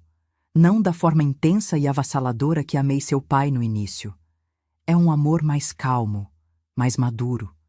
Um amor que não dói. Então diga sim, respondi segurando suas mãos. Você merece ser feliz, mãe. Nós duas merecemos. O casamento foi simples na igreja do bairro, com poucos convidados, algumas clientes fiéis do ateliê, os vizinhos mais próximos, a família de Carlos. Leonor veio, claro, agora com os cabelos completamente brancos, mas o mesmo olhar perspicaz. Até o sargento Oliveira apareceu, trazendo como presente um jogo de toalhas de mesa que sua esposa tinha bordado especialmente para a ocasião. Minha mãe usou um vestido que ela mesma confeccionou, não branco, que lhe parecia inapropriado para um segundo casamento, mas um tom suave de azul que combinava com seus olhos. Estava radiante, mais jovem que seus 37 anos, como se um peso enorme tivesse sido finalmente retirado de seus ombros. Mudamos para a casa de Carlos logo depois, uma casa simples, mas espaçosa no bairro Santana, com um pequeno jardim onde minha mãe plantou gerânios e begônias, como no nosso antigo lar em Pelotas. O ateliê continuou funcionando, agora com uma ajudante para que minha mãe pudesse passar mais tempo em casa. No ano seguinte, contrariando todas as expectativas, incluindo as minhas próprias, passei no vestibular para letras na Universidade Federal do Rio Grande do Sul. O dinheiro que minha mãe tinha guardado para meus estudos, somado a uma bolsa parcial que consegui por mérito acadêmico, tornou possível o que antes parecia um sonho impossível. Na noite em que recebemos a notícia da minha aprovação, sentados na sala da nossa nova casa, Carlos abriu uma garrafa de vinho, coisa rara em nossa mesa, para comemorar. Um brinde à nossa universitária, ele disse, erguendo o copo. A primeira da família. Minha mãe, os olhos brilhando de lágrimas contidas, ergueu também seu copo. A Zuleide, que transformou a dor em força e nunca desistiu. Naquele momento, olhando para aquelas 2 pessoas que tinham se tornado minha família reconstruída, senti uma onda de gratidão tão intensa que mal conseguia respirar. Tínhamos passado por tanto, tínhamos perdido tanto, mas de alguma forma, contra todas as probabilidades, tínhamos encontrado um caminho para a felicidade. E se às vezes, nos momentos mais quietos da noite, eu ainda pensava no irmãozinho que nunca conheci, se ainda sentia aquela pontada de dor pelo que poderia ter sido e nunca foi, também sentia uma certeza crescente. Ele não tinha morrido em vão. Sua breve existência tinha nos levado a essa nova vida, a essa segunda chance, a essa possibilidade de cura e redenção. Como minha mãe sempre dizia, algumas feridas nunca fecham completamente, mas aprendemos a viver com elas, a incorporá-las à nossa história, a transformá-las de fonte de dor em fonte de força e compreensão. A menina que correu descalça pelas ruas de Pelotas naquela noite terrível de novembro de 1962 nunca poderia imaginar a mulher que se tornaria, os desafios que superaria, a vida que construiria a partir das cinzas da tragédia. Mas é assim que crescemos, não é? Um passo doloroso de cada vez, um dia difícil após o outro, até olharmos para trás e percebermos o quão longe chegamos. E a jornada, meus queridos, estava apenas começando. A vida universitária abriu um mundo inteiro que eu nem sabia que existia. Em 1971, com 18 anos recém-completados, caminhei pelos corredores da Faculdade de Letras da UFRGS, sentindo-me simultaneamente minúscula e gigante. Minúscula diante da grandiosidade do conhecimento que me aguardava, gigante por ter chegado até ali, contra todas as probabilidades. Os anos de faculdade foram intensos, transformadores. Descobri poetas que falavam diretamente à minha alma. Cecília Meirelles, Carlos Drummond de Andrade, Fernando Pessoa. Mergulhei em romances que me transportavam para outras realidades, outros tempos, outras vidas. Aprendi a analisar textos, a enxergar as camadas de significado por trás das palavras simples, a valorizar o poder da linguagem como ferramenta de expressão e conexão humana. Fiz amigos também. Pela primeira vez desde a tragédia em Pelotas, permiti que pessoas da minha idade se aproximassem verdadeiramente. Jurema, uma moça de olhos vivos e risada fácil, que sonhava em ser professora em escolas rurais. Tadeu, filho de imigrantes italianos, apaixonado por literatura portuguesa e sempre carregando um violão surrado. Elisa, séria e determinada, primeira de sua família a entrar na universidade, assim como eu. Formávamos um quarteto inseparável. Estudávamos juntos na biblioteca até tarde. Discutíamos política e literatura em mesas de bares baratos. Sonhávamos em voz alta sobre o futuro enquanto caminhávamos pelos parques de Porto Alegre. Era como se, finalmente, eu tivesse permissão para ser jovem, para viver as experiências comuns a essa idade que por tanto tempo me tinham sido negadas pelo peso das responsabilidades e traumas precoces. O Brasil dos anos 70 não era um lugar fácil para jovens universitários. A ditadura militar apertava seu cerco, a repressão se intensificava, amigos desapareciam de um dia para o outro. Vivíamos num equilíbrio delicado entre a juventude que pulsava em nossas veias e o medo constante que pairava no ar. Cuidado com o que fala em público. Minha mãe sempre me advertia quando saía para encontrar meus amigos. Lembre-se que palavras podem ser perigosas nesses tempos. Carlos, meu padrasto, mais conhecedor do ambiente universitário, era ainda mais enfático. Não se envolva em protestos, Zuleide. Não vale a pena arriscar seu futuro por um momento de rebeldia. Tentei seguir seus conselhos, mantendo-me focada nos estudos, evitando as assembleias estudantis mais inflamadas, os grupos mais radicais. Mas era impossível ser completamente indiferente ao que acontecia ao nosso redor. Quando Marcos, um colega do curso de História, foi preso durante uma manifestação pacífica e voltou 2 semanas depois com marcas roxas sob as unhas e um olhar que tinha visto o inferno, algo mudou dentro de mim. Não me tornei uma revolucionária. O medo era grande demais, a memória da violência ainda muito vívida em minha mente. Mas comecei a entender que existiam diferentes formas de resistência. A minha seria através das palavras, da educação, da preservação da memória e da verdade. Foi com essa convicção que escolhi meu tema de trabalho de conclusão de curso. A literatura como testemunho e resistência, narrativas de perda e superação na literatura brasileira contemporânea. Minha orientadora, professora Lígia, uma mulher severa mas justa, levantou as sobrancelhas quando apresentei minha proposta. É um tema bastante pessoal, não é, Zuleide? Ela comentou, olhando-me por cima dos óculos de leitura.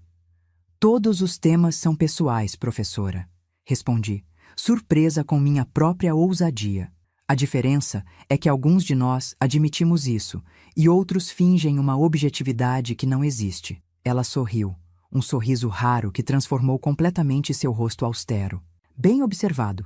Vamos em frente então. Durante o desenvolvimento daquele trabalho, revisitei muitas das minhas próprias experiências, agora com o olhar mais maduro de uma jovem de 22 anos, quase formada, com ferramentas intelectuais para analisar o que antes só podia sentir. Foi doloroso, mas também libertador, como drenar um abscesso que finalmente encontra saída.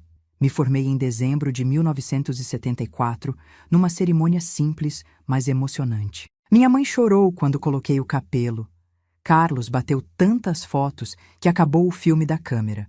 Até Leonor estava lá, agora uma senhora de quase 70 anos, usando sua melhor roupa e um chapéu antiquado que fazia todos sorrirem discretamente. E agora, o que vem pela frente? Perguntou minha mãe durante o almoço de comemoração em casa, depois da cerimônia. Vou dar aulas. Respondi, segura da minha vocação. Já tenho uma entrevista marcada no Colégio Estadual Júlio de Castilhos para o início do ano letivo. O Julinho, como era carinhosamente chamado, era uma das escolas mais tradicionais de Porto Alegre. Conseguir uma vaga como professora lá, recém-formada, era quase um milagre. Devo isso à professora Lígia, que recomendou meu nome ao diretor, impressionada com meu trabalho de conclusão. Comecei a lecionar em março de 1975, enfrentando turmas de adolescentes do ensino médio que muitas vezes tinham apenas 5 ou 6 anos a menos que eu. Foi assustador no início. Suas faces jovens me encarando com expectativa, curiosidade ou, em alguns casos, completo desinteresse. O que eu, com meus 22 anos e nenhuma experiência real, poderia ensinar a eles? Muito, descobri. Não apenas sobre gramática, literatura e redação, o currículo oficial, mas sobre a vida, sobre superação, sobre encontrar beleza mesmo nos lugares mais improváveis. Sem entrar em detalhes sobre minha história pessoal, conseguia trazer para as aulas uma autenticidade que cativava até os alunos mais desinteressados. A literatura não é só sobre livros velhos e poetas mortos, dizia a eles. É sobre entender a experiência humana, encontrar palavras para aquilo que parece indizível, conectar-se com pessoas que viveram séculos antes de nós e sentiram exatamente o que sentimos agora. Foi numa dessas turmas que conheci Ricardo. Não como aluno. Ele era o novo professor de história, recém-chegado de São Paulo. Alto, de ombros largos, cabelos negros sempre um pouco compridos demais para os padrões da época, e olhos castanhos intensos que pareciam enxergar além das aparências. Nos encontramos pela primeira vez na sala dos professores. Eu corrigia provas, mordiscando distraidamente o cabo da caneta, quando ele entrou carregando uma pilha de livros que parecia prestes a desmoronar. Alguém pode me ajudar antes que eu provoque um desastre literário? Ele perguntou, rindo do próprio predicamento. Levantei-me e peguei metade dos livros, aliviando seu fardo. Nossos olhares se cruzaram e... Bem, seria muito clichê dizer que foi amor à primeira vista. Não foi. Foi curiosidade, interesse, uma sensação de reconhecimento que não conseguia explicar. Zuleide Machado, professora de português e literatura, me apresentei depois de depositar os livros sobre a mesa. Ricardo Silveira, o novo sacrifício para o altar da história. Ele respondeu, estendendo a mão com um sorriso que iluminou todo o seu rosto. Prazer em conhecê-la, colega.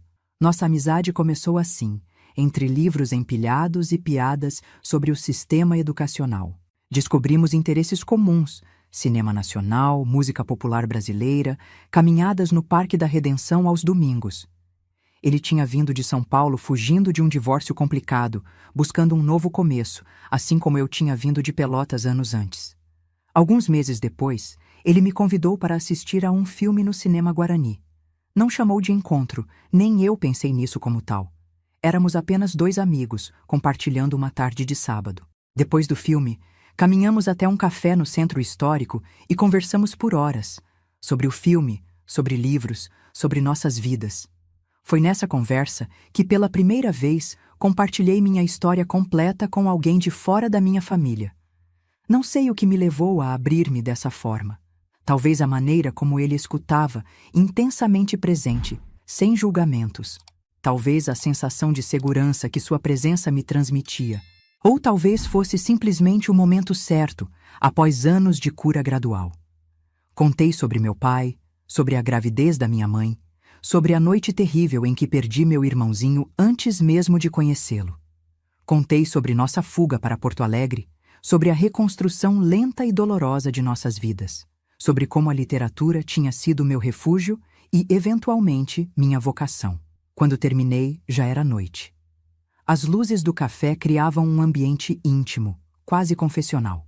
Ricardo ficou em silêncio por um momento, absorvendo tudo que tinha ouvido.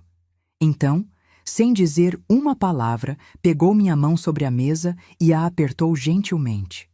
Não havia pena em seus olhos, apenas compreensão profunda e algo mais que não consegui identificar imediatamente. Obrigado por confiar em mim com sua história, ele disse finalmente.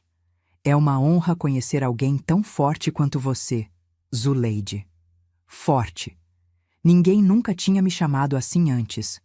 Corajosa, sim. Estudiosa, com certeza. Mas forte era uma palavra que nunca tinha associado a mim mesma. No entanto, vinda dele, soava verdadeira. Nosso relacionamento evoluiu naturalmente a partir dali. Mais encontros no cinema, caminhadas mais longas pelo parque, jantares simples em restaurantes do centro. Nosso primeiro beijo aconteceu numa noite chuvosa de agosto, quando ele me acompanhou até em casa e paramos sob a marquise de uma loja fechada para esperar a chuva diminuir. Foi gentil, hesitante, como se ambos estivéssemos testando águas desconhecidas. Apresentei Ricardo à minha mãe e Carlos num domingo de almoço. Estava nervosa. Desde aquela noite em Pelotas, minha mãe tinha se tornado extremamente protetora, desconfiada de qualquer homem que se aproximasse de mim. Mas Ricardo, com sua honestidade desarmante e seu respeito genuíno, conquistou-a rapidamente. Ele olha para você como se estivesse vendo o sol nascer pela primeira vez, minha mãe comentou depois que ele foi embora. E isso, minha filha, é muito mais valioso que qualquer jura de amor. Nosso namoro continuou firme pelos meses seguintes. Ricardo respeitava meu espaço, meus silêncios, meus ocasionais recuos quando memórias difíceis eram involuntariamente acionadas. Nunca pressionava, nunca cobrava, apenas esperava pacientemente que eu encontrasse meu próprio caminho de volta a ele. Em 1977, 2 anos depois de nos conhecermos, ele me pediu em casamento. Não foi nada espetacular. Estávamos sentados no banco de sempre, no Parque da Redenção, observando os cisnes no lago, quando ele tirou uma pequena caixa do bolso. Não precisa responder agora, ele disse, abrindo a caixa para revelar um anel simples com uma única pedra azul. Sei que casamento pode ser um assunto complicado para você, dada a sua história familiar. Mas quero que saiba que estou aqui, que te amo, e que quero construir uma vida ao seu lado, seja como for, no ritmo que você precisar. Olhei para o anel, para o homem que o segurava, para o futuro que ele representava. Um futuro que, por muitos anos, nem ousava imaginar para mim mesma. Sim, respondi, surpreendendo a nós dois com a rapidez da minha resposta. Sim, quero me casar com você. Casamos numa tarde ensolarada de outubro de 1977, numa cerimônia pequena no jardim da casa da minha mãe e Carlos. Apenas familiares próximos e alguns amigos íntimos. Usei um vestido azul claro que minha mãe confeccionou especialmente para a ocasião, com pequenas margaridas bordadas na barra. Uma homenagem sutil ao irmãozinho que nunca conheci, mas cuja ausência de alguma forma moldou o caminho que me levou até ali. Começamos nossa vida conjugal num apartamento alugado no bairro Menino Deus, não muito longe da escola onde lecionávamos. Não tínhamos muito. 2 salários de professores não permitiam luxos, mas tínhamos o suficiente. Uma estante cheia de livros, uma vitrola para ouvir os discos de Chico Buarque e Elis Regina que tanto amávamos, uma mesa grande onde corrigíamos provas lado a lado nas noites de semana. Em 1979, fui convidada para lecionar também na PUC-RS, no curso noturno de letras. Aceitei imediatamente, entusiasmada com a perspectiva de trabalhar com alunos universitários, de poder aprofundar discussões que o currículo do ensino médio não permitia. Significava dias mais longos, mais trabalho, menos tempo livre, mas a satisfação compensava o cansaço. Ricardo me apoiou incondicionalmente, assumindo mais tarefas domésticas para equilibrar minha carga de trabalho aumentada. Você faria o mesmo por mim, ele dizia quando eu agradecia. E faria mesmo, sem pensar 2 vezes. Foi nessa época que começamos a falar sobre filhos. Era um assunto delicado para mim, carregado de medos e inseguranças.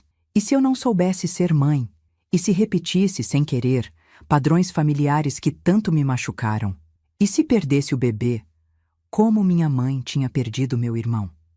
Ricardo ouvia pacientemente todas as minhas preocupações, sem nunca desvalorizá-las ou minimizá-las. Seremos pais imperfeitos, como todos são, ele dizia.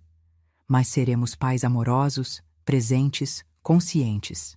E isso faz toda a diferença. Decidimos tentar. E no final de 1980, descobri que estava grávida. A notícia trouxe uma mistura confusa de alegria e terror. Contei para minha mãe primeiro, com a voz tremendo ao telefone. Mãe, estou grávida. De 2 meses. O silêncio do outro lado da linha durou apenas alguns segundos, mas pareceu uma eternidade. Então, ouvi um soluço contido. Minha filha, que notícia maravilhosa! Você vai ser uma mãe incrível. Como você pode ter tanta certeza? Perguntei, as lágrimas escorrendo livremente agora. Tenho tanto medo, porque te conheço, Zuleide. Conheço seu coração, e sei que o amor que você tem para dar é maior que qualquer medo. A gravidez transcorreu sem complicações, mas foi uma montanha-russa emocional. Cada visita ao médico, cada exame, cada pequeno desconforto trazia à tona memórias e ansiedades. Ricardo estava ao meu lado em cada passo, segurando minha mão durante as consultas, lendo livros sobre desenvolvimento fetal e parto natural, pintando o quarto do bebê num tom suave de verde que funcionaria tanto para menino quanto para menina. Em 15 de agosto de 1981, após 14 horas de trabalho de parto, nosso filho nasceu. Um menino saudável, corado, com uma penugem escura cobrindo a cabecinha e um par de pulmões impressionantemente potentes. Quando o colocaram em meus braços pela primeira vez, senti uma onda de amor tão intensa que quase doía. Era como se cada célula do meu corpo reconhecesse aquele pequeno ser, como se tivéssemos sempre estado juntos e apenas momentaneamente separados. Como vamos chamá-lo? Perguntou Ricardo, sentado na beira da cama do hospital, olhando maravilhado para nosso filho. Tínhamos discutido vários nomes durante a gravidez, mas nenhum parecia adequado agora que olhávamos para o rostinho real do nosso filho. De repente, soube exatamente qual deveria ser. Daniel, respondi, lembrando da lista de nomes que tinha feito com minha mãe naquela noite distante em Pelotas, quando sonhávamos com meu irmãozinho que nunca chegou a nascer. Vamos chamá-lo Daniel. Ricardo, que conhecia minha história, entendeu imediatamente a importância daquele nome. Assentiu, os olhos brilhando de lágrimas contidas. Daniel, é perfeito. A maternidade transformou-me de maneiras que nunca poderia ter antecipado. O amor por Daniel era diferente de qualquer coisa que já tinha experimentado. Primitivo, visceral, incondicional. Os medos não desapareceram completamente, mas foram gradualmente substituídos por uma determinação feroz de ser a mãe que ele merecia, de criar um ambiente familiar seguro, amoroso e estável. Voltei a lecionar quando Daniel tinha 6 meses, em regime de meio período. Minha mãe, agora uma avó coruja de 48 anos, insistiu em cuidar dele durante minhas horas de trabalho. Nada de creches, ela declarou. Meu neto merece atenção individual. Ver minha mãe com Daniel era uma das maiores alegrias da minha vida. Ela, que tinha perdido um filho de forma tão traumática, agora transbordava de amor por aquele netinho que, de certa forma, representava uma segunda chance, uma cura para ambas. Os anos passaram em uma sucessão de primeiras vezes. O primeiro sorriso de Daniel, seu primeiro dente, seus primeiros passos, sua primeira palavra, que foi livro para orgulho dos pais professores. Cada marco era celebrado, fotografado, registrado cuidadosamente em um álbum que crescia tão rapidamente quanto ele. Em 1984, nossa família aumentou novamente com o nascimento de Luísa, uma menina de olhos curiosos e temperamento determinado desde o primeiro dia. Daniel, agora com 3 anos, assumiu com seriedade cômica seu papel de irmão mais velho protetor. Eu vou ensinar ela tudo, mãe, ele declarou, olhando para o bebê no berço. Como você ia ensinar seu irmãozinho se ele tivesse nascido? Fiquei sem palavras, surpresa por ele lembrar dessa parte da minha história que tinha compartilhado apenas uma vez, de forma simplificada. As crianças têm uma capacidade incrível de absorver e processar informações emocionais, mesmo quando achamos que não estão prestando atenção. Nossa vida familiar se estabeleceu em uma rotina confortável. Ricardo e eu continuávamos lecionando, agora ambos com posições estáveis. Eu na PUC e no Julinho, ele como professor efetivo do Estado. Compramos uma casa pequena no bairro Tristeza, ironicamente um dos mais alegres de Porto Alegre, com um quintal onde as crianças podiam brincar e um escritório onde preparávamos nossas aulas e corrigíamos trabalhos. Os fins de semana eram sagrados para atividades em família. Piqueniques no parque, visitas aos avós, passeios de barco no Guaíba quando o tempo permitia.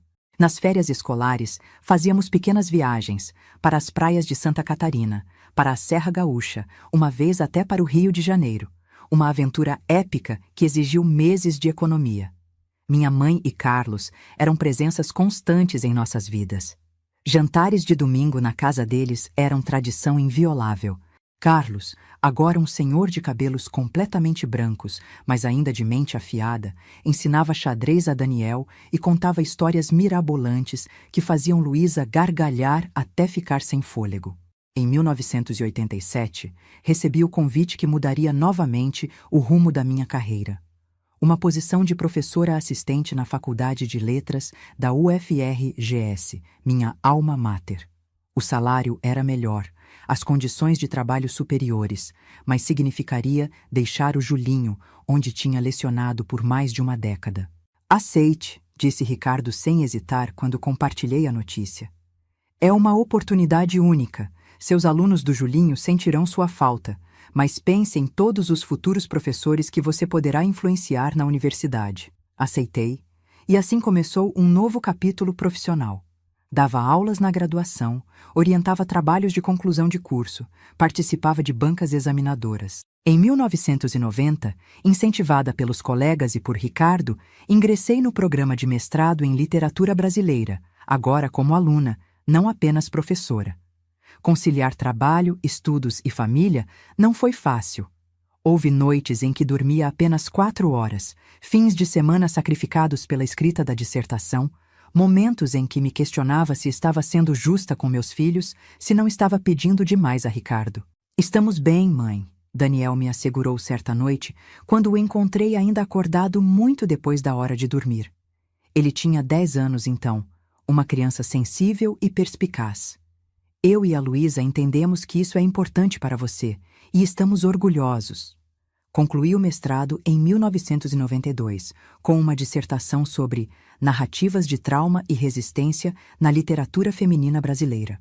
Foi uma extensão natural do trabalho que tinha começado ainda na graduação, agora enriquecido por anos de experiência docente e pela minha própria jornada como mulher, esposa e mãe. Os anos 90 trouxeram mudanças significativas. Daniel entrou na adolescência, trazendo consigo todos os desafios dessa fase turbulenta.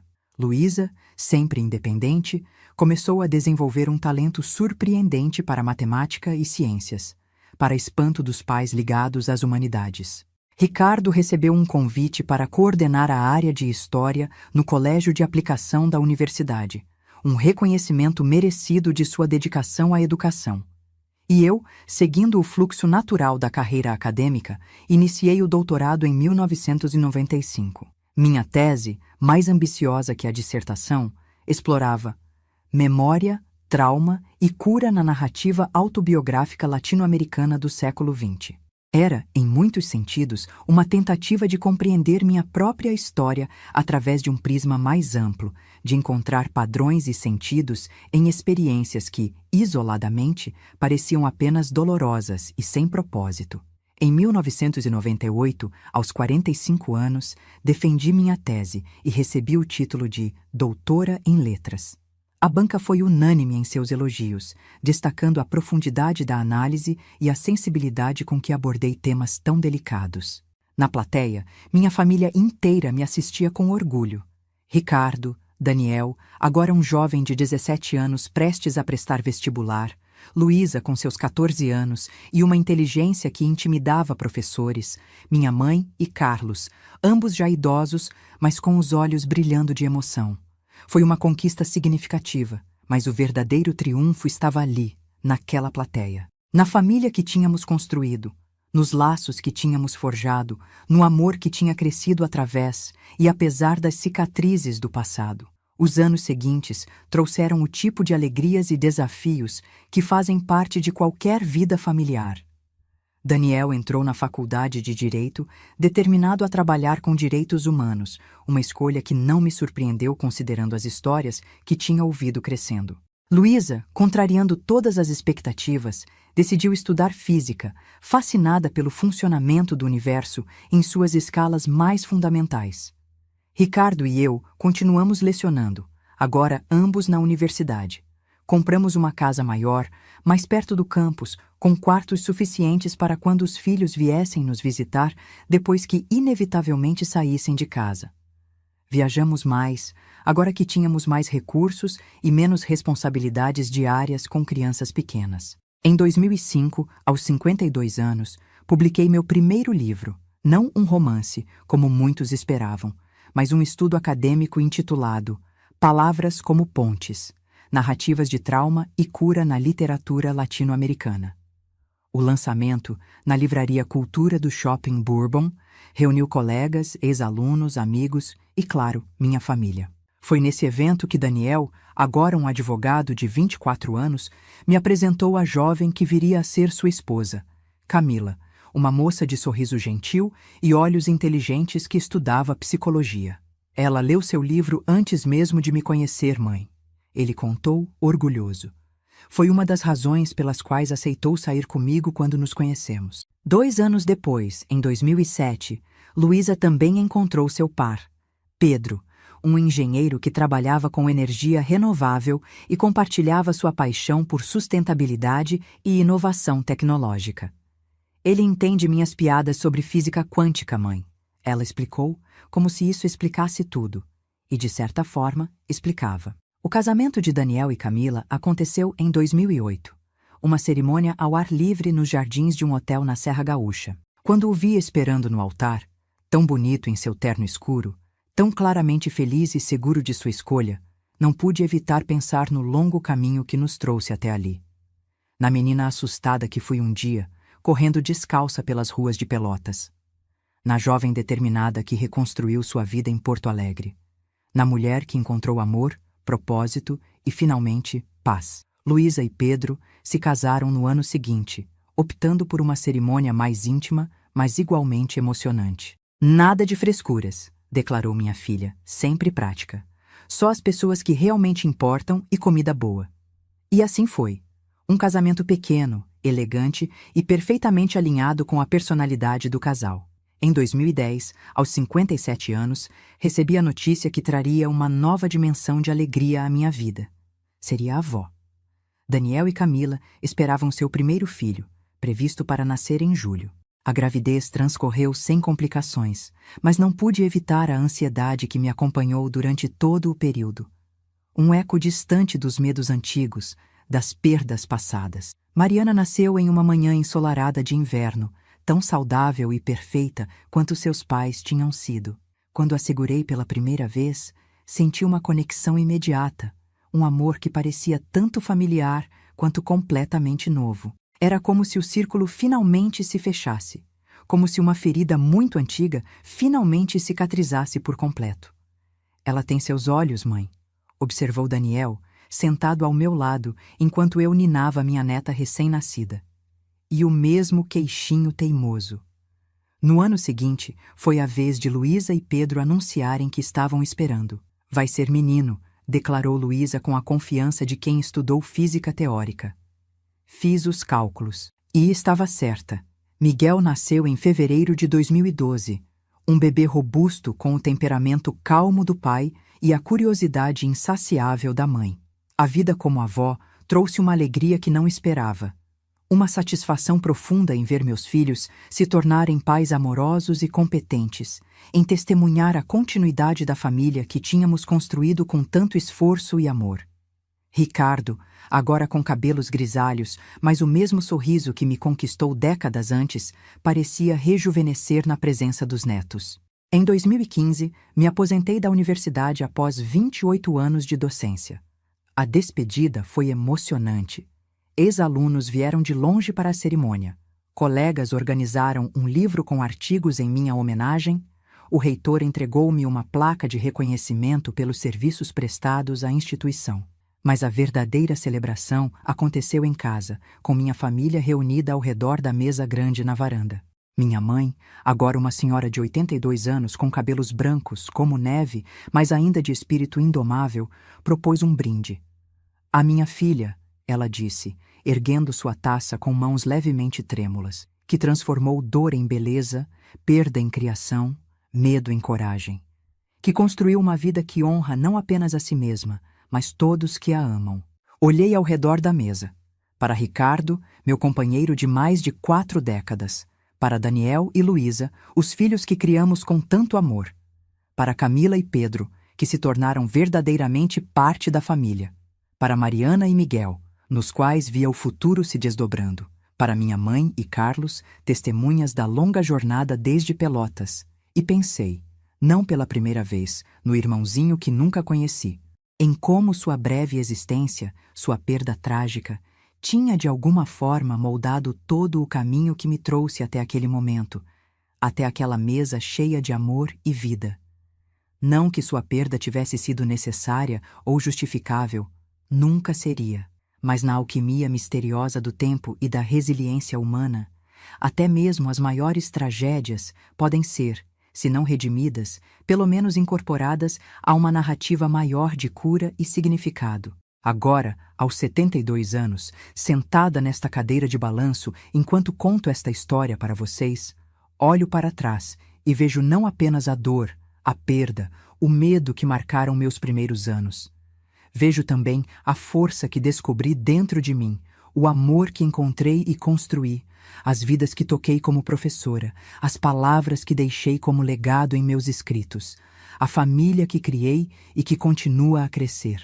Meus queridos que me acompanharam até aqui, muito obrigada por ouvirem essa vovó compartilhar sua jornada tão difícil, tão dolorosa, mas também tão cheia de esperança e redenção. Se minha história tocou seu coração de alguma forma, peço que deixem aquele like carinhoso que me mostra que não estou sozinha nessas memórias. Se inscrevam no canal para não perder nossas próximas conversas. Tenho ainda tantas histórias para compartilhar com vocês. E não esqueçam de entrar no nosso grupo do WhatsApp. O link está na descrição do vídeo. Lá, todos os dias compartilhamos histórias reais de outras vovós como eu, mulheres que carregam em suas rugas não apenas o peso dos anos, mas a sabedoria conquistada nas trincheiras da vida. Histórias de superação, de amor, de resistência que podem inspirar você em sua própria caminhada. Porque se tem uma coisa que aprendi em todos esses anos é que nossas histórias têm poder. Poder de curar, poder de conectar, poder de mostrar que ninguém está sozinho em sua dor ou em sua luta.